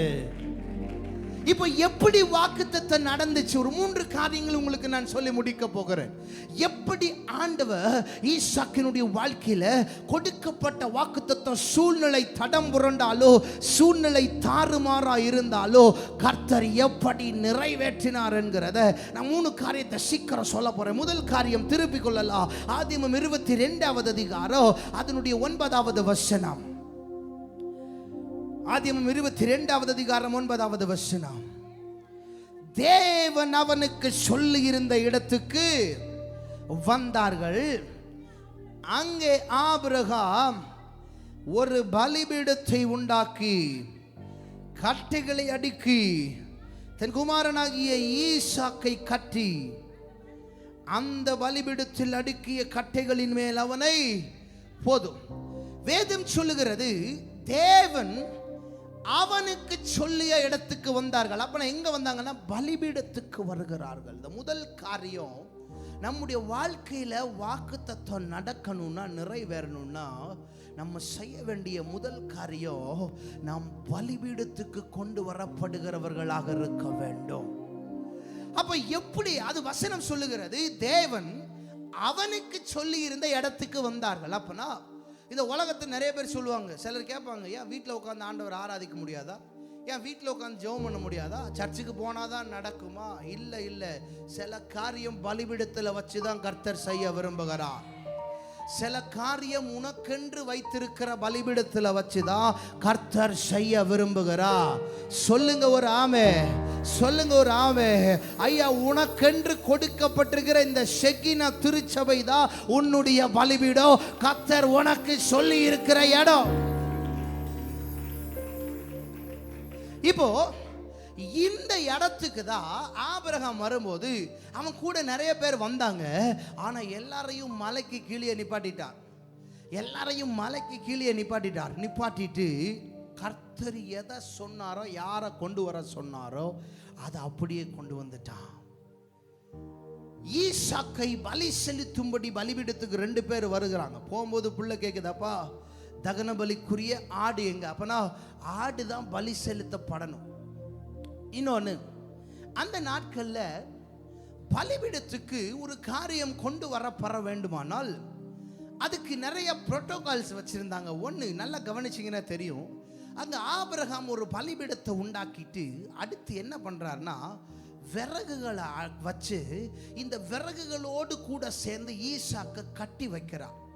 அப்பனா விறகுகளை கட்டணும், அதாவது காலை பலியிடப்பட வேண்டும். ஈசாக்குக்கு நல்லா தெரியுது ஒரு ஆட்டுக்குட்டி தானே பலியிடப்பட வேண்டும். ஆனால் ஏன் நாம போறோம் ஆட்டுக்குட்டியை காணாமே அப்படிங்கிறது தெரியுது. அப்படி தெரிஞ்சிருக்கிற ஒரு சூழ்நிலையில அவன் டைரக்டா கேட்கிறான், அப்பா ஆடு இல்லாம போறோமே. அவர் சொல்றாரு, கர்த்தருடைய பர்வதத்துல எல்லாம் பார்த்து கொள்ளப்படும், நீ வா அப்படிங்கிறார். சரி, ஓகே. இப்போ போயாச்சு. போன உடனே ஆபிரகாம் விறகு எடுக்கிறார். சார், பலிபீடத்துல விறகு வைக்கிறதுனா டைரக்டா வச்சிடலாமா? வைக்க முடியாது. ஏன் அப்படின்னா ஒரு மரத்தை தூக்கி எல்லாம் வச்சிட முடியாது. முதல் காரியம், ஒரு விறகு பலிபீடத்துக்கு வரணும்னா எப்படி இருக்கணும்னா அது வெட்டப்பட்டதா, செப்பரேட் பண்ணப்பட்டதா இருக்கணும். வேறு பிரிக்கப்பட்ட ஒண்ணா இருக்கணும், பிரித்தெடுக்கப்பட்ட ஒண்ணா இருக்கணும். ரெண்டாவது, அந்த பிரித்தெடுக்கப்பட்ட விறகு இப்போ எப்படி இருக்கணும்னா தோல் உரிக்கப்பட்ட ஒண்ணா இருக்கணும், ஸ்கின் ரிமூவ் பண்ண ஒண்ணா இருக்கணும். மூன்றாவது, தோலை உரிச்ச பிறகு சிலர் அப்படியே மண்ணு மேல வச்சிருவாங்க. அந்த டஸ்ட் கூட அது மேல இருக்கக்கூடாது, இல்ல தூசி அது மேல பற்றக்கூடாது. அழுக்கு அகற்றப்பட்ட ஒண்ணா இருக்கணும். ஒன்று வெட்டப்பட்டதா இருக்க வேண்டும், இரண்டாவது தோல் உரிக்கப்பட்டதா இருக்க வேண்டும், மூன்றாவது அழுக்கு அகற்றப்பட்டதா இருக்கணும். இது 3 முடிஞ்ச பிறகு இந்த விறகோடு கட்டப்படுகிற காளை, அதாவது காளையோ இல்லை ஆடோ, அது எப்படி இருக்கணும்னா ஒன்று பழுதற்றதா இருக்கணும், இரண்டாவது செயல்படுகிற ஒண்ணா இருக்கணும். பழுதற்றதா இருக்கணும், செயல்படுகிற ஒண்ணா இருக்கணும். இப்போ இந்த காளையினுடைய இடத்துல தான் ஆபிரகாம் என்ன பண்றாருன்னா ஈசாக்க கட்டுறார். அப்ப கருமையான தெய்வ பிள்ளைய ஈசாக்கு யாரா இருந்தான்னா பழுதற்றவனா இருந்தான், செயல்படுகிற ஒருவனா இருந்தான். அதனாலதான் ஆண்டவர் கேட்கிறாரு அவனை கொண்டு வா. இப்போ இந்த 5 காரியமும் சரியா இருந்து அந்த 5ஐயும் பலிபீடத்தில் வைக்கும்போது ஆண்டவருக்கு பிடிச்சிருக்கும்னா இறங்கி வந்து சுகந்த வாசனையா அவர் நுகர்ந்து மகிழுவார், ஆசீர்வாதங்களை கொடுப்பார், வாக்குத்தத்தங்களை நிறைவேற்றுவார். இப்போ ஆட்டுக்கு பதிலாக தான் ஈசாக்கு. அப்படியானால் இந்த 5 காரியமும் எதை காண்பிக்கிறது என்று சொன்னால், நீங்களும் நானும் நம்முடைய வாழ்க்கையில வாக்குத்தத்தம் நடக்கணும்னா எங்கே வருகிறவர்களாக காணப்பட வேண்டுமானால் பலிபீடத்துக்கு வருகிற இடம். ஏனென்றால் பலிபீடம் என்று சொன்னால் எதை காண்பிக்கிறதனால் கர்த்தர் நம்மை அங்கீகரிக்கிற ஒரு இடம், கர்த்தர் நம்மில் பிரியப்படுகிற இடம், கர்த்தர் நம்மோடு கூட பேசுகிற இடம், எல்லாவற்றிற்கும் மேலாக கர்த்தர் நம்முடைய வாழ்க்கையில இறங்கி ஆளுகை செய்கிற ஒரு இடம் பலிபீடம். அப்ப இந்த பலிபீடத்துக்கு வரும்போது அந்த நாட்கள்ல தான் ஆண்டவர் கட்டைகளையும் காளைகளையும் கேட்டார். ஆனா இன்னைக்கு யார விரும்புறாருன்னா, அவர் தகன பலிகளாக காளையோ கட்டையோ விரும்பல, அவர் பலிபீடத்தின் தகன பலிகளாக ஆண்டவர் உங்களையோ என்னையும் தான் விரும்புகிறார்.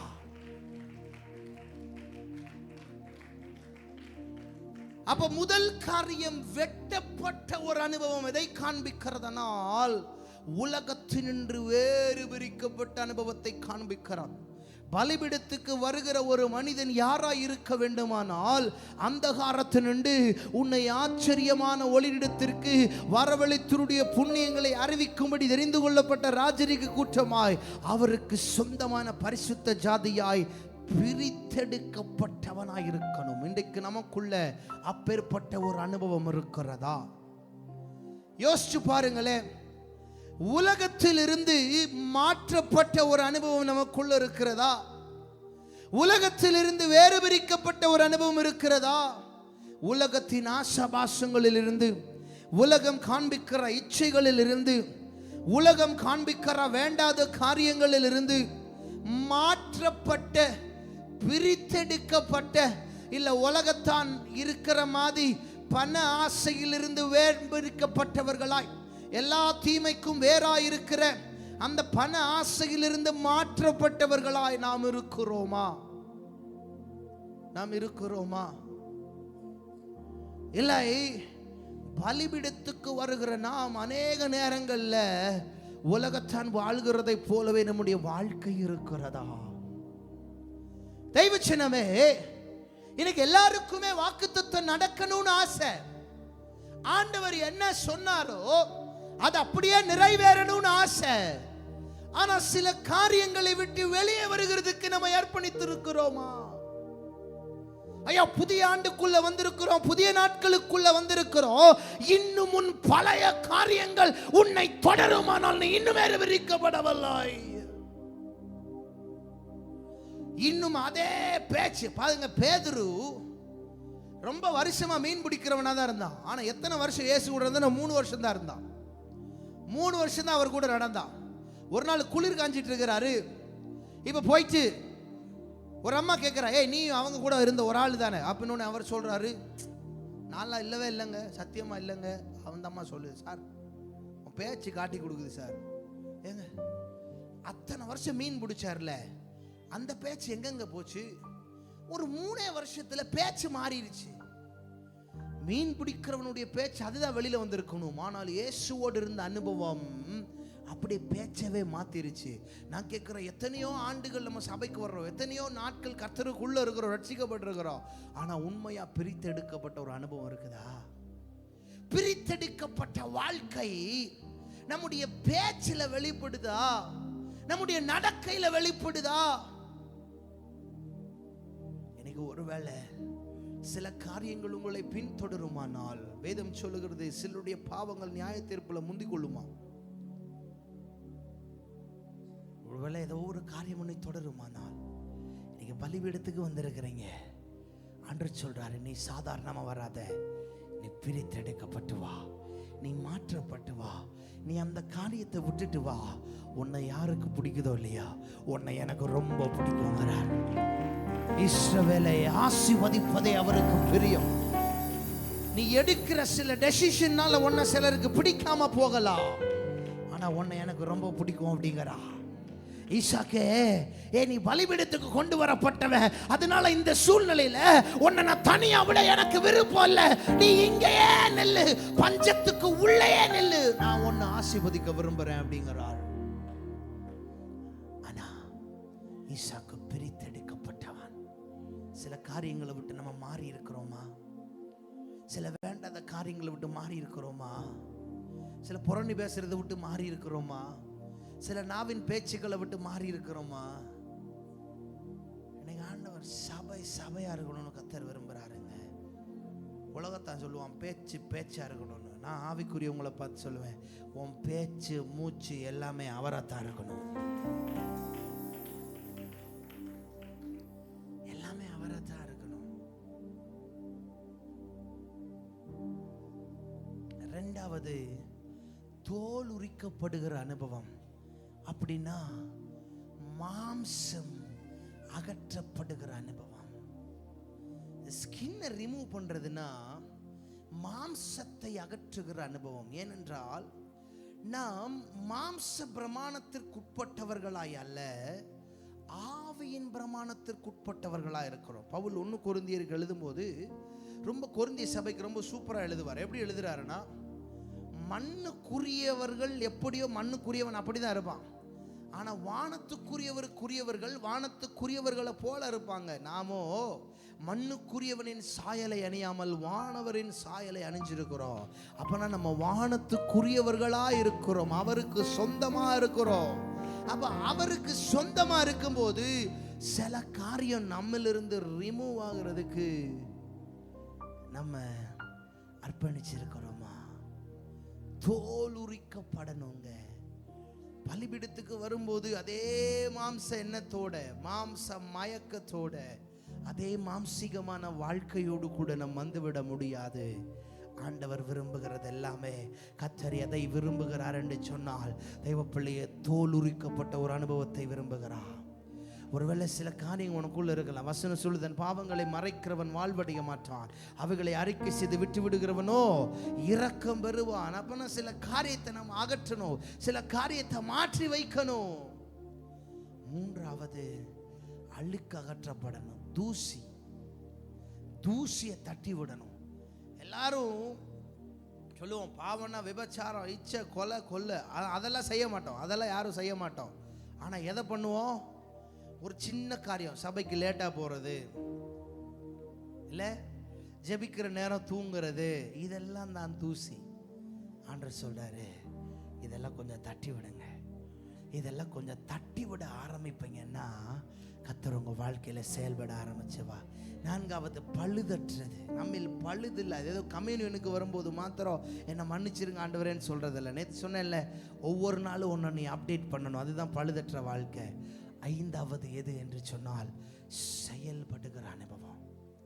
இது ரொம்ப முக்கியங்க. பலிபீடத்துக்கு வருகிற ஒரு ஆள் எப்படி இருக்கணும்னா செயல்படணும். இன்னைக்கு ஆண்டவருக்காக நீ எதை செய்யற? ஆண்டவருக்காக எதை செய்யற? ஆண்டவரே, நான் இவ்வளவு தசம்பா கொடுக்குறேன், இவ்வளவு காணிக்க கொடுக்குறேன், அதை தாண்டி எத்தனை பேருக்குங்க இயேசுவை கொடுக்குறீங்க? உங்க வாழ்க்கை மூலமா எத்தனை பேருக்கு இயேசுவை காண்பித்து கொடுக்குறீங்க?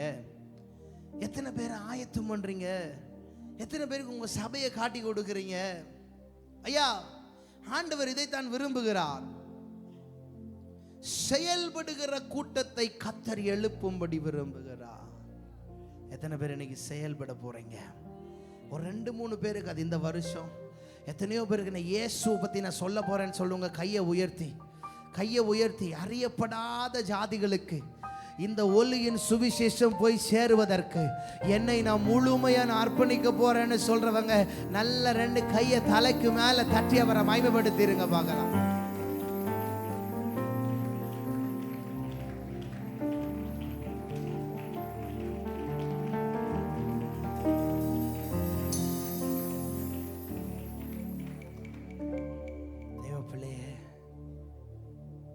யோசிச்சு பாருங்களேன், பலிபீடத்துக்கு வருகிற நம்மிடத்தில் இந்த 5 காரியமும் இருக்கிறதா? வேறு பிரிக்கப்பட்ட அனுபவம், தோல் உரிக்கப்பட்ட அனுபவம், அழுக்ககற்றப்பட்ட அனுபவம், பழுதற்ற அனுபவம், செயல்படுகிற ஒரு வாழ்க்கை. இந்த 5 காரியமும் இருக்குமானால் ஒரு மனுஷனை ஆண்டவர் அப்படி அங்கீகரிச்சிருவார். ஈசாக்கு தன் தகப்பனால் பலிபீடத்துக்கு கொண்டு வரப்படும் போது அவன் அப்படித்தான் இருந்தான். அந்த விறகுகளும் ஈசாக்கும் அப்படித்தான் இருந்தார்கள். அதனாலதான் கர்த்தர் அவனை ஆசீர்வதிக்கும் போது சாதாரணமா ஆசீர்வதிக்கலங்க. பஞ்ச நாள், கையில ஒண்ணுமே இல்லை, காசே இல்லை, எதுக்குமே இல்லை. ஆனா 100 மடங்கு ஆசீர்வாதம் வந்தது. அதோடு கூட அவன் வர வர வர வர ஐஸ்வர்யவனாகி மகா பெரியவனானா. which means அவன் ஏற்கனவே இருந்த லெவல்ல எல்லாம் இல்ல, ஏற்கனவே பார்க்கப்பட்ட ஒரு லெவல்ல எல்லாம் இல்ல. இப்ப கர்த்தர் அவனை அடுத்த லெவல்ல மாத்தி எல்லாரும் திரும்பி பார்க்கிற அளவுக்கு கர்த்தர் உயர்த்தி விட்டுட்டா. இந்த ஷெக்கினா சபை, இந்த சபையினுடைய ஊழியத்தை, இந்த சபையினுடைய ஊழியரை எந்த லெவல்ல கர்த்தர் வச்சாரோ இனி அது அல்ல, இனி அடுத்த கட்டத்துக்கு கர்த்தர் உயர்த்த போகிறார். ஏனென்றால் கொடுக்கப்பட்ட வாக்குத்தத்தங்கள் நிறைவேறுகிற ஒரு காலகட்டத்துக்குள்ளாக நீ வந்திருக்கிறாய்.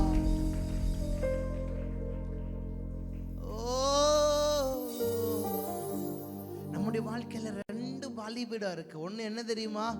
சாமுவேலின் நாட்களில் 2 பலிபீடம் வைத்திருந்தான். அதை நான் காட்டி கொடுக்கிறேன். ஒன்று ராமாவின் பலிபீடம். எதுக்கு அப்படின்னா அது அவன் தனிமையில் தேவனோடு பேசுகிற பலிபீடம். அப்ப இந்த ராமாவின் பலிபீடம் எதை காண்பிக்கிறது? உங்கள் வீட்டு ஜெப அறையை காண்பிக்கிறார். பலிபீடங்கிறது ஏதோ எப்பவோ வர்றது கிடையாது, ஒவ்வொரு நாளும் வரணும்.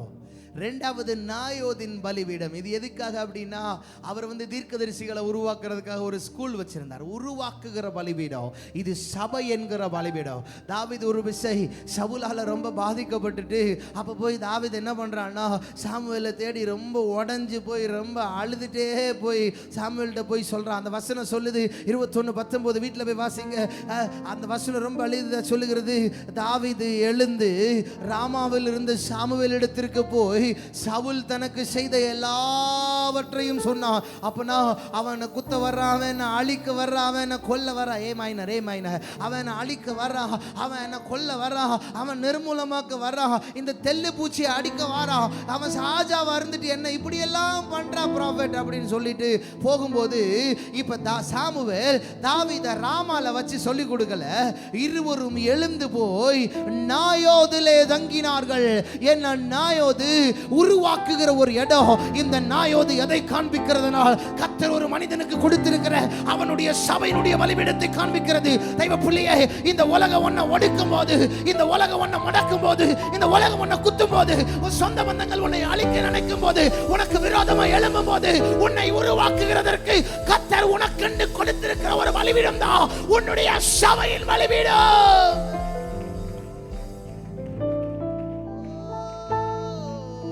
திக்கி திக்கி பேசும் என்னை, மந்தனாவை கொண்ட என்னை,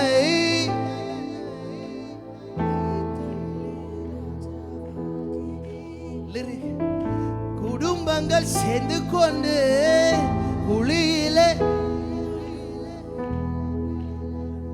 அழைப்பே இல்லை என்று அழைத்து சொன்னவர் முன் அரியணை கொடுத்து என்னை அரசனாக்கி நீ. நான் ஜெபிச்ச ஜெபமெல்லாம்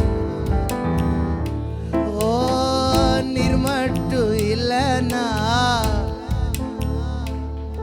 ஓ எத்தனையோ பேர நம்பி ஏமாந்து. சொல்லுங்க, நீர் மட்டும் இல்லைனா ஓ எத்தனையோ பேர நம்பி. கைகளை உயர்த்தி நான் ஜெபிச்ச ஜெபமெல்லாம் ஓ நான் விதைச்ச விதையெல்லாம்.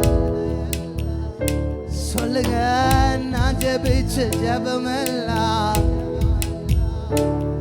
ஓ நான் விதைச்ச விதையெல்லாம் தரிசா மாறவில்லை, விதையெல்லாம் தரிசா மாற. ஓ சொப்பனங்கள் கண்டவனை, காசுக்கு விற்றவனை, ஊரறிய அழகு பார்த்து அலங்கரித்து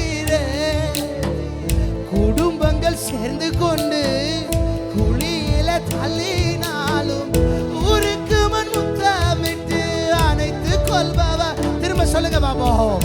சொப்பனங்கள் கண்டவனை, காசுக்கு விற்றவனை, ஊரறிய அழகு பார்த்து அலங்கரித்தீரே.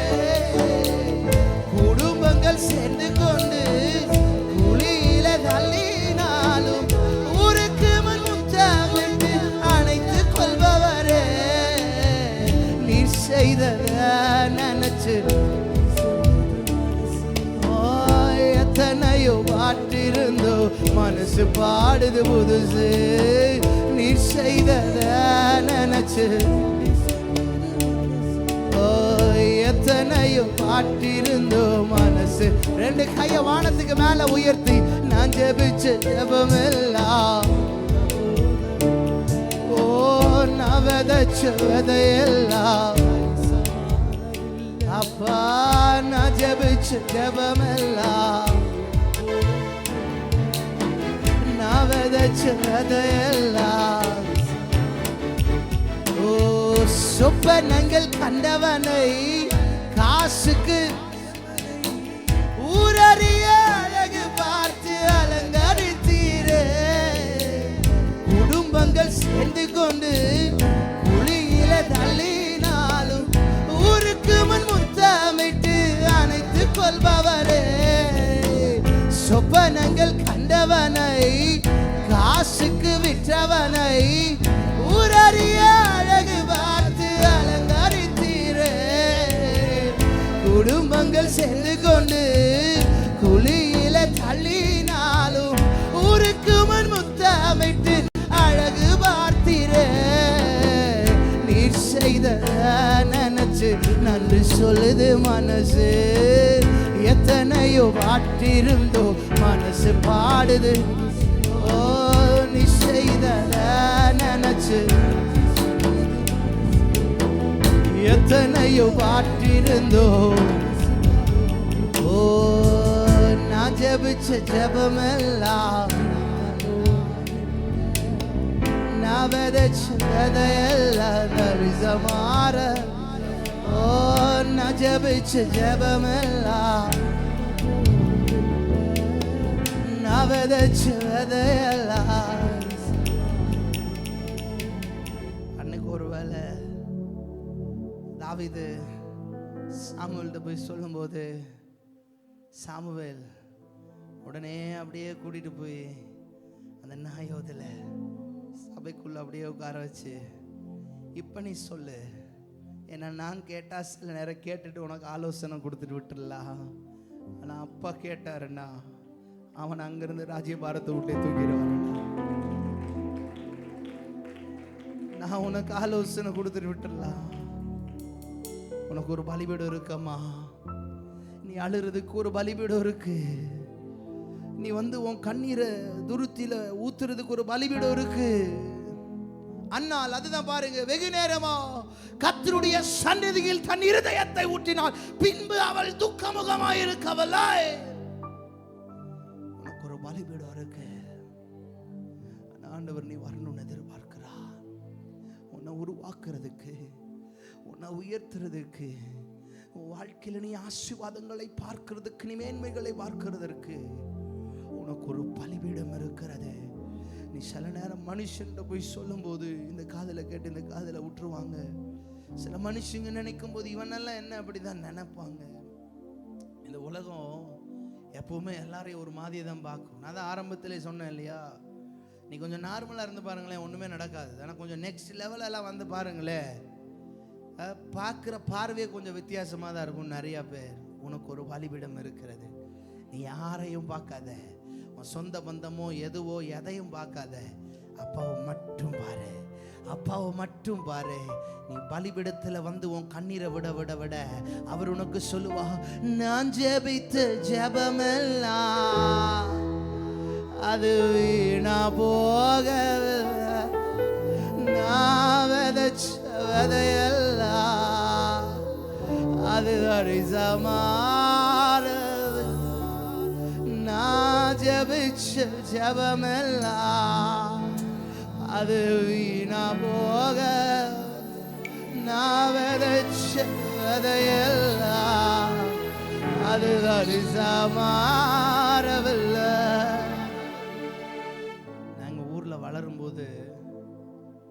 சின்ன வயதுலேருந்து இது ரொம்ப இன்ஸ்ட்ருமெண்ட் எல்லாம் பார்க்கும்போது ரொம்ப பெரிய ஆசை.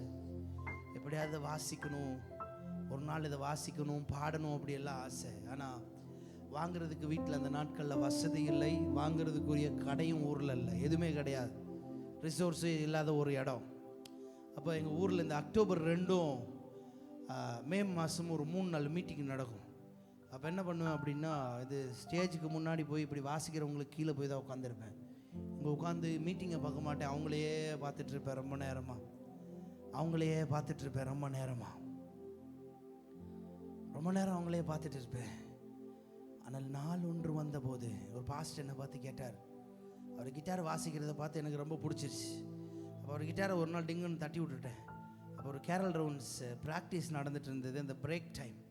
அப்போ தான் நான் அந்த கிட்டாரை டிங்குன்னு தட்டி விட்டேன். அவர், உனக்கு கிட்டார் படிக்க ஆசையா அப்படின்னார். உடனே எனக்கு ரொம்ப ஆசை அப்படின்னு சொன்னேன்.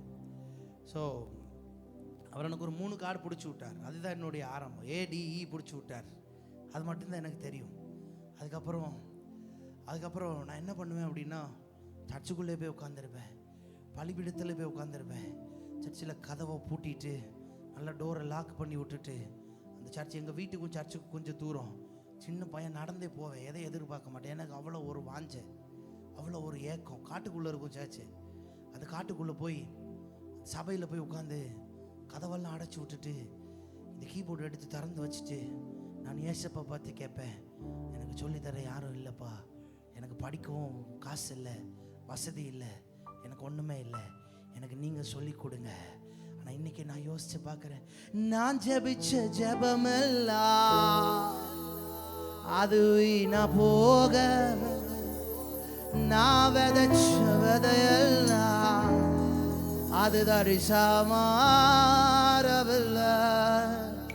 நான் ஜெபிச்ச ஜெபமெல்லாம் அது வீணா போகவில்லை. நான் விதைச்ச விதையெல்லாம் அது தரிசமாறவில்லை. பலிபீடத்திலே கிடப்பங்க, சர்ச்சுடைய பலிபீடத்திலே கிடப்பேன். யார் வந்தாலும் வரலனாலும் நான் அங்கேயே கிடப்பேன். ரீசெண்டாக போன ஆகஸ்ட் மாதம் அயர்லாந்து தேசத்துக்கு போயிருந்தேன். அயர்லாந்து தேசத்துக்கு போயிருக்கும்போது அப்போது நான் பிரசங்கமெல்லாம் முடிச்சுட்டு சபையில் நான் நிற்கும்போது ஒருத்தவங்க என்னிடத்துல வந்து கேட்டாங்க, நீங்கள் பயங்கரமாக ப்ரீச் பண்ணுறீங்களே, எங்களுக்கு சீக்ரெட் தெரியும் அப்படின்னு சொன்னாங்க. நான் என்ன அப்படின்னு கேட்டேன். அப்போ சொன்னாங்க, இல்லை நீங்கள் சின்ன பையனாக இருக்கும்போதே பைபிளை பயங்கரமாக எடுத்து வாசிப்பீங்களாமே, அப்படியே மார்க் பண்ணி வாசிப்பீங்களாமே, யார் சொன்னா அப்படின்னா என் அக்கா அந்த சர்ச்சு. அப்போ அவள் சொன்னாங்க, உங்கள் அக்கா சொன்னாங்க அப்படின்னு சொன்னாங்க, நீங்கள் எவ்வளோ ப்ரீச் பண்ணுறதுக்கு இதுதான் சீக்ரெட் எங்களுக்கு தெரியும் அப்படின்னாங்க. நான் சிரித்தேன். ஆனால் இன்னைக்கு நான் யோசித்து பார்க்குறேன், நான் விதைச்ச விதையெல்லாம் அது தரிசமாற, நான் ஜெபிச்ச ஜெபமெல்லாம் அது வீணா போகவில்லை. நான் விதைச்ச விதையெல்லாம் அது தரிசமாறவில்லை. நீ பலிபீடத்தில் வந்து நிற்கிற ஒரு நிமிஷம் கூட, நீ விடுகிற ஒரு கண்ணீர் சொட்டும் தெய்வ பிள்ளை அது வெறுதை திரும்புகிறது. என் கர்த்தர் அனுமதிக்கிறவர் கிடையாது, என் கர்த்தர் அதை அனுமதிக்கிறவரும் கிடையாது. எனக்கு இந்த பாட்டோட ஒரு லைன் ரொம்ப அழகா பிடிச்சிருக்கு. குடும்பங்கள் சேர்ந்து கொண்டு குழியில தள்ளினாலும் ஊருக்கு முன் முத்தமிட்டு அணைத்து கொள்பவரே,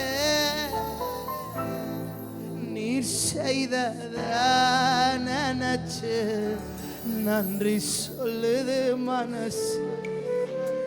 எத்தனையோ பாட்டிருந்தோ மனசு பாடுது பாட்டு. சொல்லுங்க, நீர் செய்தத நினைச்சு நன்றி சொல்லுது மனசு. எத்தனையோ பாட்டிருந்தோம் மனசு பாடுது பாட்டு. நான் ஜெபிச்ச ஜெபமெல்லாம்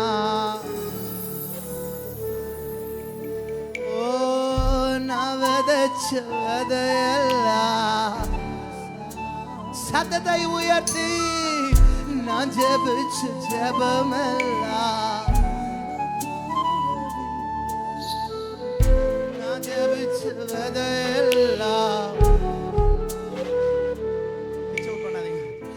நான் ஜெபிச்ச ஜெபமெல்லாம் நான் விதைச்ச ஒரே ஒரு விஷயம் கடைசியா திக்கி திக்கி பேசுமனை மந்தனாவை கொண்டவனை ராஜாக்களை தள்ளி ராஜாவாக்கி நீ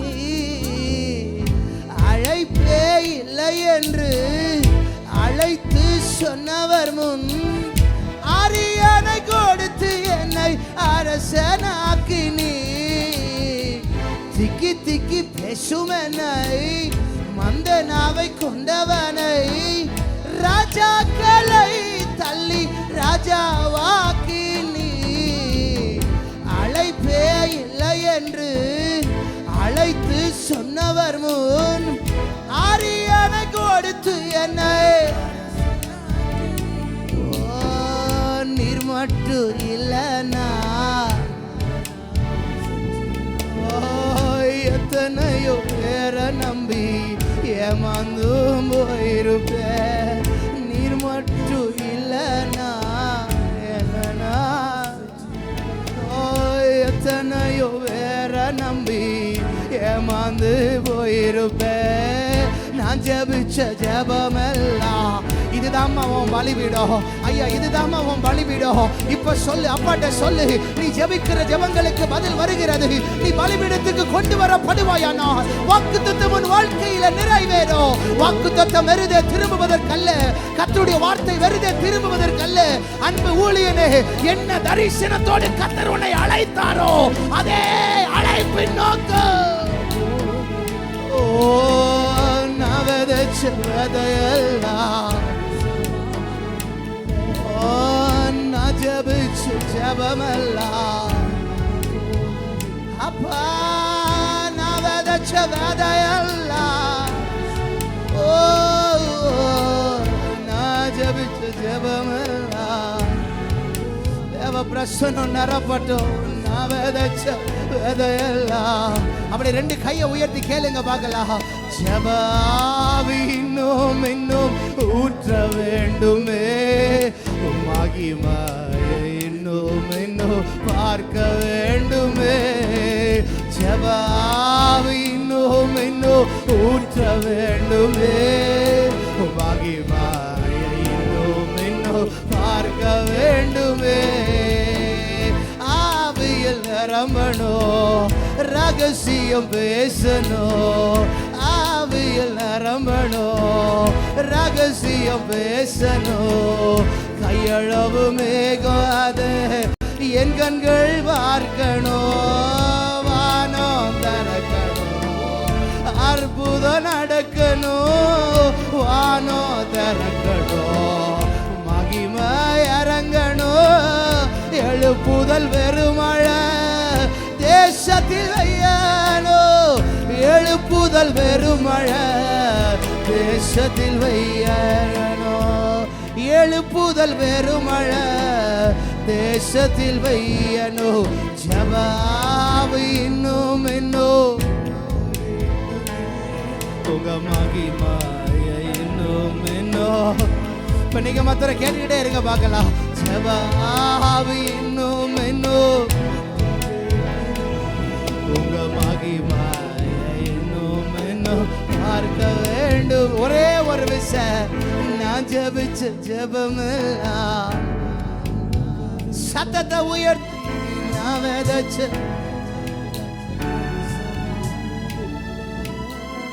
நான் ஜெபிச்ச ஜெபமெல்லாம்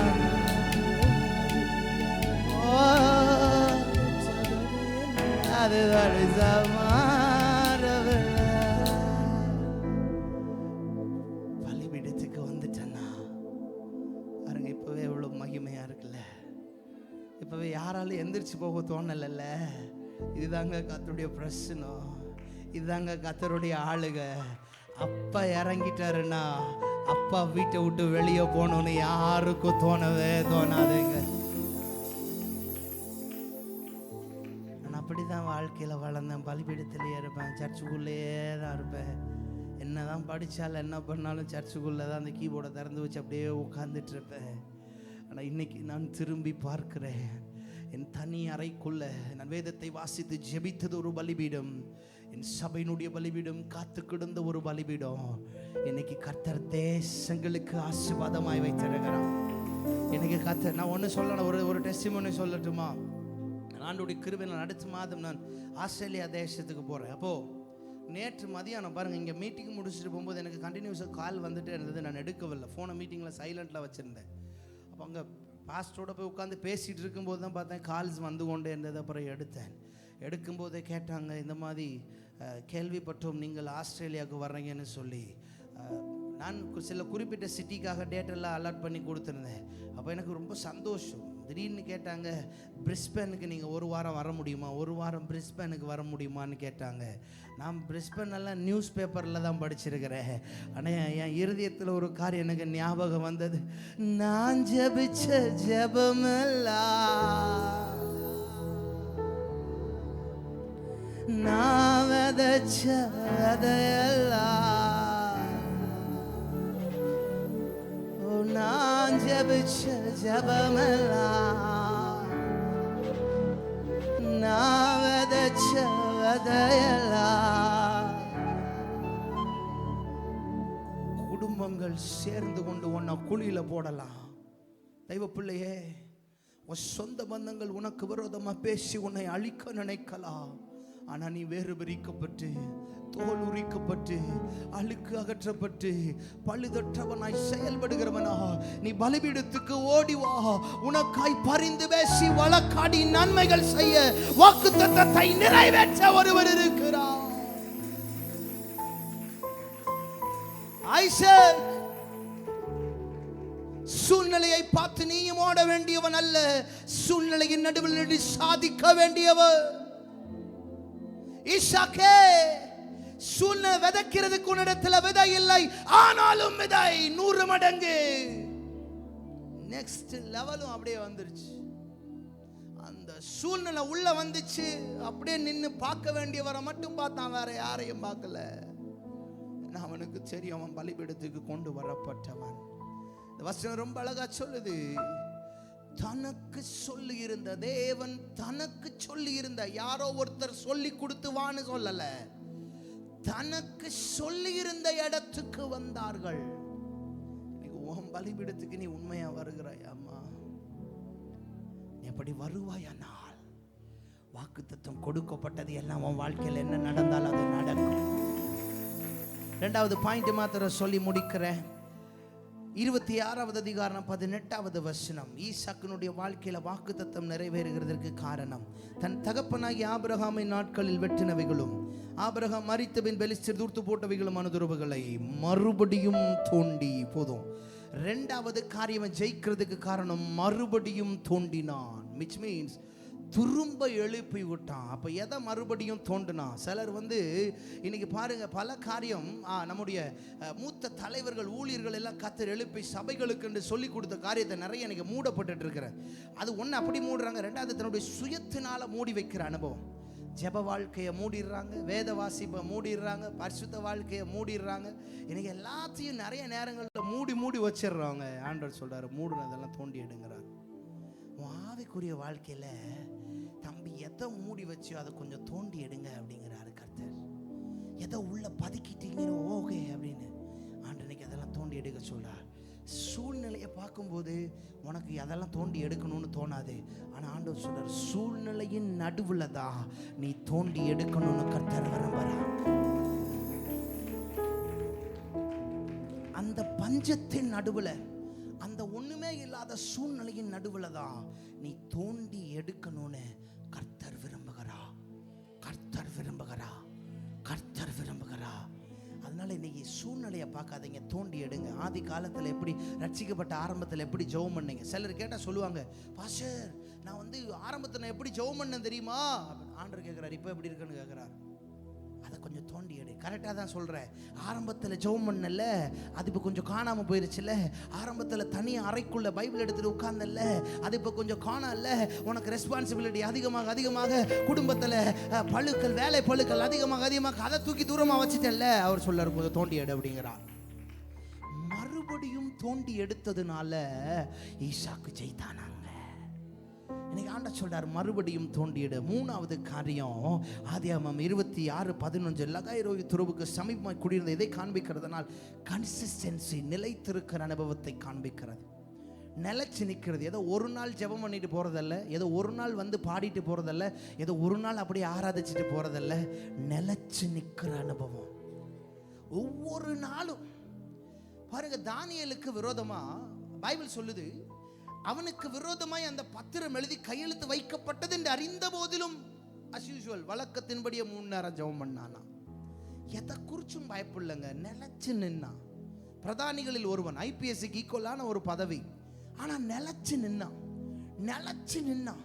இன்னைக்கு நிலைவரமான ஒரு ஆவிக்குரிய வாழ்க்கை நம்மிடத்தில் இருக்கிறதா? நிலைச்சு நிற்க முடிகிறதா? இல்லை ஏதோ ஒரு நாள் மாத்திரம் ஆண்டோட பேசிட்டு ஒரு நாள் மட்டும் ஜெபம் பண்ணிட்டு அதுக்கப்புறம் திரும்பிடுறோமா? இல்லை தெய்வ பிள்ளையே, ஆண்டவர் சொல்றாரு, பரிசுத்த ஆவியானவர் சொல்லுகிறார், நிலைச்சு நில்லு. இந்த ஆராதனை இன்னையோடு முடிஞ்சிடக்கூடாது, இந்த சண்டையோட முடிஞ்சிடக்கூடாது.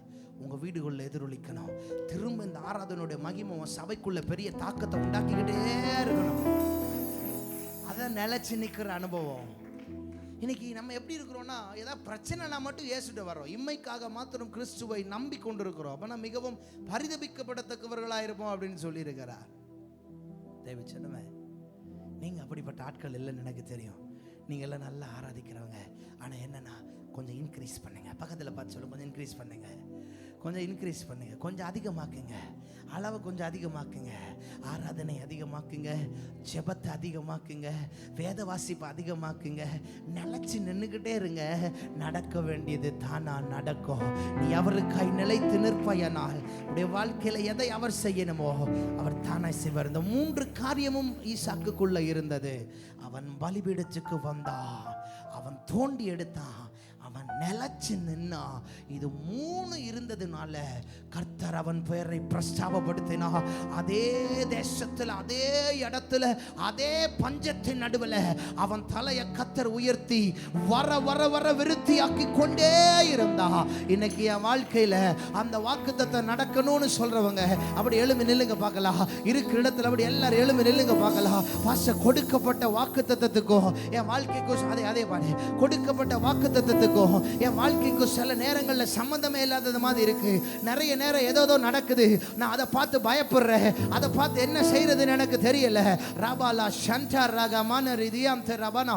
அப்படி எல்லாரும் எழும்பி நிற்கிறவங்க நல்ல கண்ணை மூடி வாயை திறந்து ஒரு 5 நிமிஷம் நல்ல அந்நிய பாஷையினால பேசுங்க பார்க்கலாம். கிறிஸ்துவின் மழை இறங்கி கொண்டிருக்கிறார்.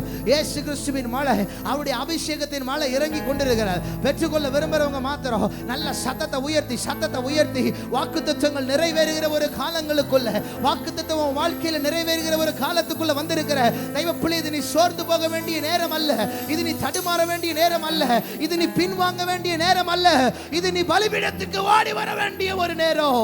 ராபா சாந்தா ராபா மாமா ஹந்தராலா. பேட் வால்யூம் கொடுங்களே. ராபாலா பேட் வால்யூம் கொடுங்களே. பேட் வால்யூம் கொடுங்க தம்பி, என்ன பாருங்க, பேட் வால்யூம் கொடுங்க. ராபாலா ஹந்தரட ரமாசகா ரியாந்தரனமா சஞ்சு ராபாலா ராபா. ஒரு மழை இறங்கி கொண்டிருக்கிறது, ஒரு அபிஷேக மழை நிரப்பி கொண்டிருக்கிறது. வாக்குத்தத்தங்கள் எல்லாம் ஆமென் என்று தான் இருக்கிறது. தரையில் விழ அல்ல, திரும்பி விழுவதற்கல்ல, வாக்கினால் சொன்ன எல்லாவற்றையும் நம்முடைய கரங்களினால அவர் நிறைவேற்றுகிறதற்கு உண்மை உள்ளவர். இப்ப அந்த வாக்குத்தத்தம் நடக்க போகிறது.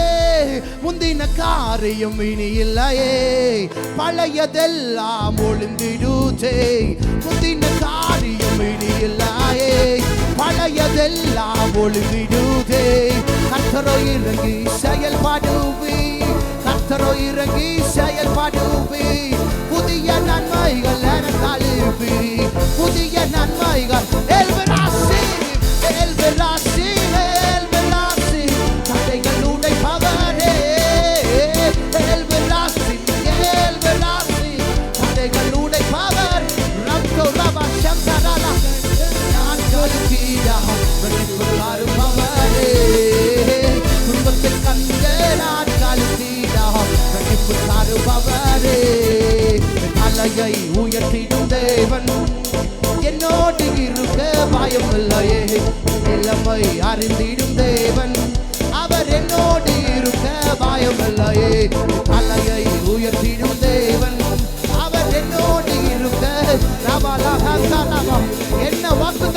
கொடுத்தாரோ ஒரு முடிவு வருகிறது. நீ எதிர்பார்க்கிற முடிவு வருகிறது. ஏறி வா பலிபீடத்துக்கு, ஏறி வா கிருபாசன தண்டைக்கு. தகன பலியாய் வெட்டப்பட்டு வா, தோல் உரிக்கப்பட்டு வா, மாம்சம் அகற்றப்பட்டு வா, ராபா சேர்த்தேரே அழுக்கு அகற்றப்பட்டு வா. உன் கர்த்தருடைய பலியில் பிரியப்படுகிறவரா, உன் நேசர் உன்னில் பிரியப்பட்டவரா, அவர் இறங்கி வருகிறார், அவர் இறங்கி வருகிறார். இரட்டிப்பு தருபவரே, சிறுமைப்பட்ட இடங்களில் எல்லாம் சிரசை உயர்த்தி மகிழச் செய்வி. சிறுமைப்பட்ட ரகரவா சந்தரமலரா